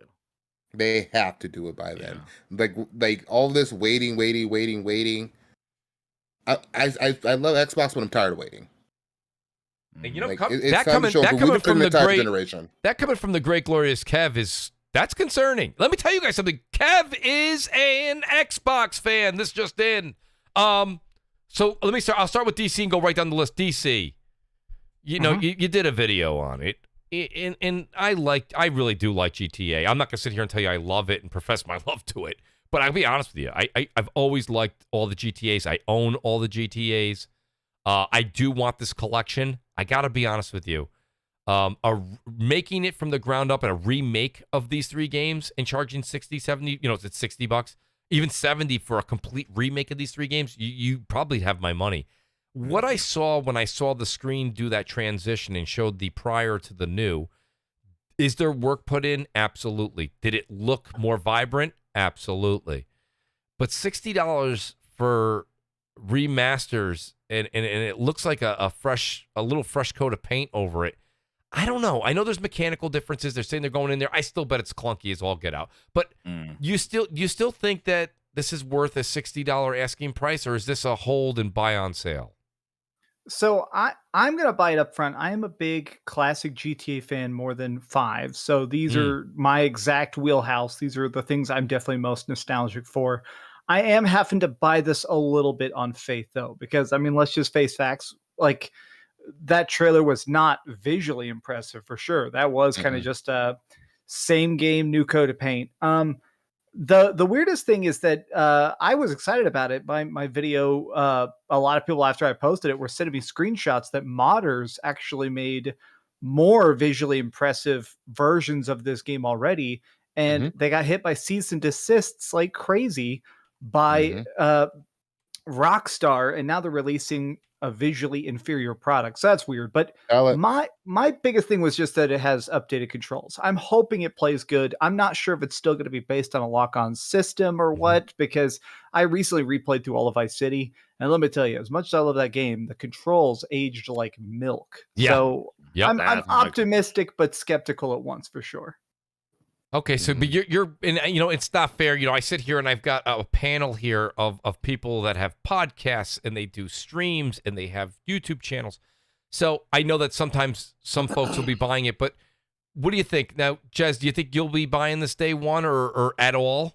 I don't. When I first saw it, I saw the price. I was like, yeah, I kind of knew they were going that route with this thing. And then when I saw the differences, I was like, okay, yeah, it looks like I think somebody said on Twitter, it looked like a Fortnite version of GTA. Like they kind of Fortnited it. And I was just like, oh, it looks colorful. It looks like that. I mean, I agree with Dreamcast guy. Like, it's the controls. Like, though I don't think we're ready to play a game that controlled like a friggin' tank now. I would love if they just put the Euphoria engine and did like even GTA 4 engine, like the Euphoria engine that they use, that physics engine, and redo those. Oh my God, I'll pay $60 for that, definitely. But this kind of coat of paint, and these have been on PC and mobile phone for so long, like these games and their original content that modders have done better. I just don't see paying the $60. Plus, I was reading that it's coming San Andreas is going to Game Pass, and GTA 3 is going to be in PlayStation Now, I think like a month later. So they're actually going to get a sample of them. And the one that everybody wants, Vice City, nobody's getting that one. That's what you're going to probably buy for, because that's the one everybody wants. That's the one. That's the one I want. I was a Vice City. That's what I want too. That's if the soundtrack is still in there. Exactly. Yep. Oh man, I bought the CD collection from GameStop. Man, I love that thing. With each channel was a CD. Oh man, that was awesome. Fernando played the '80s music. I was on that one, the Fernando guy. But I don't think I'm gonna buy it yet. I need to see more of it. I want to see some gameplay, what it looks like, not just their kind of thing. I want to see what's the impression of the controls, because that's the thing. I'm not really ready to put up. The control. They said that the controls are going to be GTA 5 controls. Thank you. They did. Okay. Will the cars handle like GTA 5? Because I don't want to go back to because they released a lot of information today, and one of the things they were talking about is that too, but more like GTA 5 can the controls. Wait, this is going to be available on. I know you guys are going to laugh. Persona's probably going to leave the show early when I say this, but now this is available on Switch as well. This yes. I'll be honest with you. So visuals aside, that's a pretty cool thing. I gotta be honest with you. That is good for the Switch. I got the OLED Switch. I wouldn't mind just because that's a game you can just kind of like. It's not that intensive. I'm sorry, as Dude, far as that's a good shooting game. You're right, mechanics, Mooch. right? That's That a is a Switch good get for the game. Switch. Yeah, because maybe I'll buy it on the Switch. Shout out to then. Capone. Thank you, Capone. You would think that it's not that graphically intensive, but remember they're putting Kingdom Hearts from Not from the same generation. I'm sorry. I meant more on like cloud. the mechanics themselves. Like you go into an area you're shooting, and it's not. I mean, I'm using like the Joy-Cons. I think it would still be doable. Was my point. I didn't mean graphically intensive. I'm just mad that they're doing that with that they're doing Kingdom Hearts on the cloud, and I think it should be on a cart too. Oh wait, Yeah. is GTA on the cloud? Oh, GTA's on the cloud, or is it? No. As far as I know, GTA is on a cart. Yeah. No, It'll be at the whole card. Confirmed that. Wait, what do you got, Yeah. Persona? No, I don't. think I everyone don't says saying- on the I don't- card. I was saying I don't know if they confirmed if that's Confirmed going if to be it's in the cloud downloadable or if- streamable. Oh, okay. Yeah. That's Yeah. right. Everything I've seen, I follow a few YouTube or Nintendo content creators too, and from what I've heard, it is on carts, but I Yeah, it haven't. sounds like it. Yeah. but I don't see why it wouldn't be. Yeah, I have to see. I'm on a hold. I'm on a wait and see. I'm not day me one. too. That's yet. where I'm at. I mean, on, listen, there's so many games coming out, and I really want to. I'm trying to get Dreamcast. Dreamcast, can you break your NDA? Can we get a thumbs up or a thumbs down on Guardians of the Galaxy? Because I'm going to be playing that next week. Oh man, And Monday morning, I have a 16-minute review going up Monday morning. You'll know. There it is. no spoilers tonight, folks. I'm sorry. Yeah, but not Um, GTA. That's been I pre-ordered that earlier today. I ain't gonna lie to you. I will. just because I guess I'll say something, which is that the trailers do not show a good display of what that game is. That sounds fairly positive, but that's my words, yeah, not yeah. yours, DC. Yeah. You know. But I will say much better than the trailers. I thought the trailers kind of sucked. So wait, Okay, sorry. No, that's okay. I understand you can't say much, so I want to say I appreciate it. Now, Jeff Grubb said they would have to say if it was cloud version. Jeff, is the GTA Trilogy on Switch, is that going to be on a cartridge? I mean, I'll give you a second because I know there's a delay. That's interesting, though. Shout out to Capone for making that something that I actually give a shit about. Because, I mean, listen, we know that on Xbox or PlayStation, we'll probably be able to pick this trilogy up after the new year for like $20 or something. Dude, they like said that. 4K 60. I picked it up now though, like because it's the upgrade. Like I ain't gonna lie, I would have much rather. I saw you preferred- liking it, Persona. Yeah, I pre-ordered it today. I ain't gonna lie. So am I the only one that didn't like the upgraded graphics? I'm with the I modders. didn't. Like I was sort of like. the new graphics look terrible. Hold on, go let Persona. I want to hear Persona's point. No. I was just gonna say like it's for me GTA, Vice City, and San Andreas. 3, I like 3 as well. But Vice City, San Andreas, man, that's I put a lot of time into those games. And the remaster looks good enough to where I'm willing to shell out 60 for it. Because I'll be honest, when I heard this last week when they were talking about the trilogy, I was in the same boat, man. Fuck that, man. I like, right. then they showed this updated because it's a brand new lighting system that they put into the game. Yes. And they updated it's new foliage, better draw distance. Like they really did put some effort into this from what I was reading. And what I saw with the comparisons, I said, okay, I'll play Toy Soldier GTA. Exactly. Fortnite GTA. I'll play Toy Soldier GTA. It looks good enough to where I was like, you know what? Fuck it, I'm gonna pick this up and play it. So yeah, I'm not gonna sit here and say, oh, I'm so excited, but I am a little excited to get back into GTA Vice City and drive around and cause mayhem. So and CJ finally, oh shit, here we go again. I'm ready. So I like where you went with that. I guess the part of the reason I made the decision and said what I said online today was just because my hold was I didn't have a problem with it. I would have liked it if they did a little bit more than a remaster to them. But it does sound like they touched the controls. But with Guardians of the Galaxy out, right? I'm still not even halfway through Far Cry 6. Man, Far Cry is so and good. then I'm waiting for that. And That's then a wait in for 2 weeks is Vanguard, and I'm excited to play through that campaign. You I'm really gonna play buying Vanguard, Mooch? Oh man. Yeah, I already told you I got that. I know. I can't believe you. The year I actually start hanging out with Persona, and I see how invested he is in the Call of Duty franchise. This is the year he's taking off, everybody. Yo, this is the year he's taking off. It ain't trash. Listen, the Persona, don't worry about it. Mooch was convincing me that that's the way the grenade bounces. I captured the grenade bouncing off the snow. The game is going to be Mooch is like, Call of Duty. It's Mooch, okay. I'll be on Halo, so we can wreck some fools on Halo. All right, that's fine. That's fair. Yeah, But let me we'll tell you guys, I go want to for let it. everybody know, everyone that played Vanguard, listen, that was a 16 gigabyte download beta. Here he When you goes, buy here he the goes. game, it's going to be 100 gigs. You think you Yo, played the Mooch, game? That shit was You didn't garbage, play the bro. game. It was Grenade buggy. The bounced guns across is the trash. map and The hit Listen, mechanics is trash. Everything Nah, we've been bro, that playing game on is not beta is good, always man. kind of buggy. It's Call of Nah, Duty. Nah, not this. It's Nah, Call not of this, bro. Duty. This shit They got is this thing. bad. Look at you There know. he goes again. Yo, with and the I'm a big gigabytes. COD guy. Goodness. You know, Mooch. I I'm a know. big COD guy, man. Listen, That you know shit what? garbage. Listen, Persona, I got no problem with this. I will see you in Vanguard in January when you'll be back. It's okay. I got that. I'm patient. I've gotten patient in my years. Same thing with Battlefield. People can say, "Oh yeah, Battlefield good," but I played that Battlefield beta, man. I'm like, listen, man, this That is cool battle- for the people that No, like it. But thank I'm you. good. See, I like the Battlefield good, man. beta, This- man. No, Battlefield beta. Again, I'm That's gonna for break me. it both of them, but that Oh. Call of Duty was rough though. That got me Yeah, questioning. yo, that's what I'm saying, Jez. That COD was rough, man. That I COD was can't- rough, I and can't, COD's man. usually not rough. And Mooch, you could agree, those betas are usually like they're ready for prime time. See, that was I rough. I Yeah. totally disagree. That was rough. Jez, all the betas sucked. They all sucked, though. See, everybody's got short-term memory in these gaming streets. I don't understand. Nah, like the nah, betas this that is come out different, every though. year This are It is not was great. different. Mooch, this is different, man. Like Think so? normally, I'm with you Yeah. where I'm like, COD.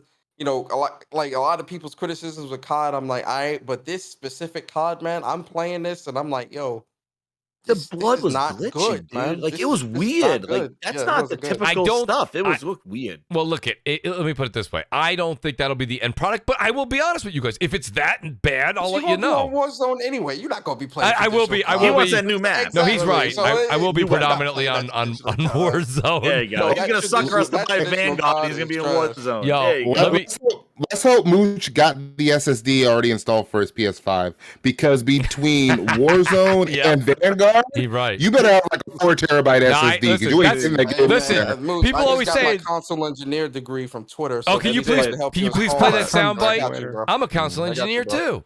Oh yeah, I got you. I'm a console engineer too. That's so great, dude. I needed love 2 it. more years because I forgot the screw.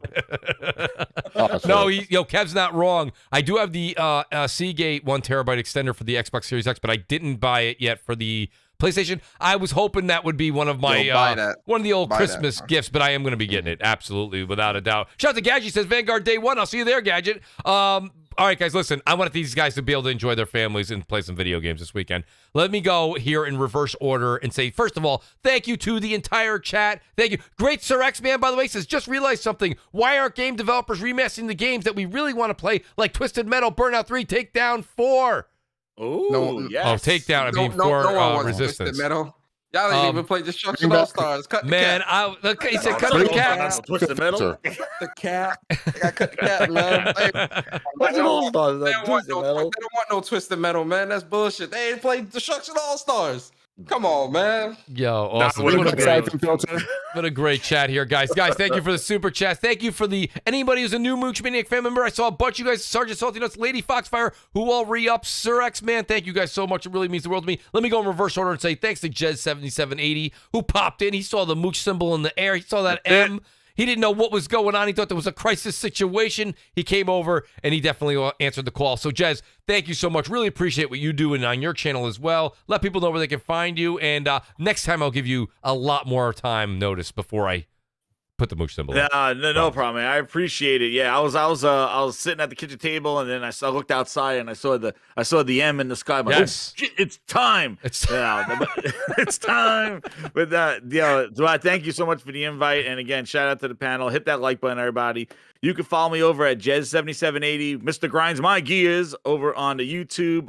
Just dropped I'm doing the what ifs, and the last what if was we actually found Matt Booty, so we found the booty, and I did a show yesterday on that, and then the Gaming Grindhouse is on Monday nights at 8:30, so check it out there. We have some of the guys here and have been in the Grindhouse, and we'll get some more on there. But yeah, check it out on Monday nights at 8:30. Thank you again. Appreciate that. And the great Jeff B. Gaming. Jeff B. Gaming says, hate on COD, but give Activision props. They be quick to fix issues before launch. Well, we'll find out, Jeff. I am banking on that. I do know that what the guys are talking about is relevant. It's true. I played the beta. It wasn't crisp, but I just don't put a lot of faith into many betas, period. I just don't. I mean, maybe that's a me problem, but we'll find out one way or the other very, very soon. And I got my buddy here, cut the cap, my man. Persona. Listen, Persona, if your soundboard ever goes down, I know everything you got. Just let me know, man. I work on that, okay? I will be your soundboard. I always got that. It's great. Persona, outstanding to have your energy, your enthusiasm, your love for the game, your love for the entire thing that we do here on YouTube. The passion just pours out of you. Let people know where they can find you, and I can't wait till you're back on the show. Man, first off, Mooch, man, always, man, thank you for having me on the show. Shout out to the panel, man. Great panel of guests, man. Good conversation. I loved it. To the chat, man, I love you guys, man. But listen, man, I have to say this to the chat. Chat, if you love me, if you love Mooch, if you love this show, listen, there's 269 people in here, but it's 118 likes. Yes, please. Ladies and gentlemen, what are we doing here? do it for your friendly neighborhood Persona. Do it for Uncle Persona. Can we get those likes up, please, to at least 200? Please. Can we do that? Please. Do it. Do it now. I know but, what will make them do it. Here it is. It's the film mess. Hit that like button. Oh, yeah. Don't make me bring the Mr. Gaming Politician out. I'm just saying. Anyway, listen, man. For me, man, What's Up PlayStation podcast this Saturday morning at 11 a.m. with myself and Jay Bari. Don't miss that. For me personally, I'm gaming with Persona. That's my channel. Also, if you guys want to follow me on Twitter at Persona Speaks, I post a lot of gameplay on my channel and on Twitter. I'm about gaming first, man. Listen, I'm not going to sit here and lie, man. I'm going to crack jokes. So if you're sensitive, don't follow me. But listen, man, I'm all about gaming. And yeah, man, I appreciate y'all, man. I hope you have a great night, great weekend. Be safe. Facts, completely 100%. And then my boy here, Metroid Dread is glorious, which it absolutely is. Kev really only speaks in truth. I don't think the man can lie. He's kind of like liar. He cannot lie. So Kev, great to have you here, man. Always great to hear your take, man. And you know, you put a lot of truth out there, and I enjoy your take, man. I really do. And you keep gaming fresh. And every time I talk to you, whether it's behind the scenes or on the show, man, you just get me excited to pick the controller up and start playing a game. So, Kev, let people know where they can find you and let them know about that stream you got going on. Thank you for all the praise, number one. So I was streaming on Twitch. I've moved it all over to YouTube. So I'm streaming now at youtube.com/gloriouskev.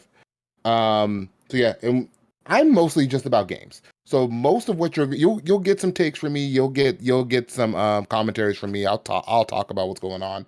But mostly what you're gonna get from me are games. Just games that I'm loving, games that I'm passionate about. Just there to have a good time with games, and rather than sitting back. I know I was very critical of things tonight, and I can be critical. Nothing wrong with that. Yeah, but on the channel, it's mostly about fun right now. Like right now, I've been streaming Metroid Dread. Looking to probably maybe start the Medium next week because I started it when it came out, but I never finished it, and I want to play something for Halloween. So I'm thinking the Medium's going to be the one. So that's where I'm going. I'm ready for this Forza next month. Age of Empires next week. Oh my god, I'm so excited for Age. And of course, I pray to God Halo Infinite's going to be good because that is the shooter I am banking on this holiday is Halo Infinite. Well, so, of course, we know you're banking on that one. I can't wait. We're gonna get Kev's answers when that game comes out. I cannot wait for that show. If it's bad, you will see a video. I don't think it's gonna be bad. I'm just wondering I'm hoping it hits all of our expectations. That's all I hope. Yes.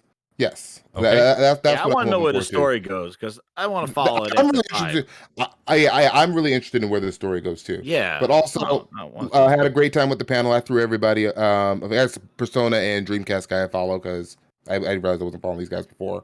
So yeah. So if you guys want to follow me, Glorious Kev on Twitter. I'm always on there. Seems like I never leave on there because I just be tweeting through work, through the work day. So yeah, you can catch me there, and I stream nightly on youtube.com/gloriouskev. Thanks for having me. Appreciate that, Kevin. And the great Capone, he says, great show tonight, Mooch. I still recommend both plastic boxes. Capone, I'll go ahead and I'll trump that. I'll say I recommend all three. Don't leave Nintendo out of it, Capone. You're the one that told me about getting it on the Switch. The great Capone. Great to have him here. I appreciate that. Thank you. And then last but certainly not least here, big Dreamcast guy, DC was on the show, man. And listen, DC's had an unbelievably I would say it's stressful in one way, but he loves to do it, so it doesn't matter. He said stressful weekends. He's traveling. He did the Spawncast live. Just outstanding stuff going on, not to mention the nonstop videos and reviews that are coming out. DC, listen, I look forward to your videos. You know that. There's no secret there. Love having you on the show because I like to ask a guy that I appreciate what he does on his YouTube channel, honest to God, gaming questions, and get the verbatim right from the horse's mouth himself. And when you come on here, you don't disappoint. So DC, thanks for being here tonight, buddy. As always, I always try to reach out weeks in advance. We look forward to your return, but let people know where they can find you. And I truly appreciate your company tonight.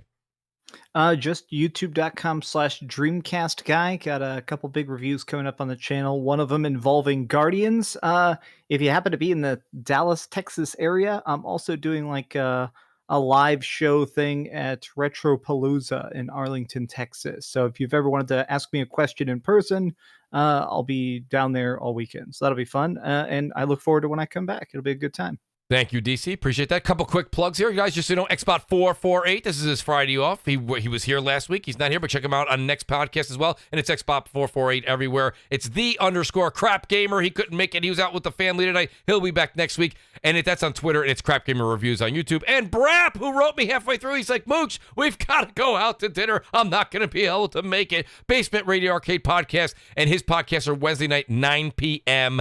Eastern Time. Shout out to the great Jeff Grubb, who was with us again tonight. Always great and an honor to have him here. We will be back next Friday, 7 p.m. Eastern Time. And like I said, all I can say is this. We've got some great things coming to the channel. I know I've been a few weeks behind on my promises, so I'm not going to make the promises. I'm just going to put the content out and let you guys enjoy it. Hit the like button on the way out. Hit the subscribe button on the way out. And we'll see everybody next Friday night. Peace out and enjoy your weekend, everybody.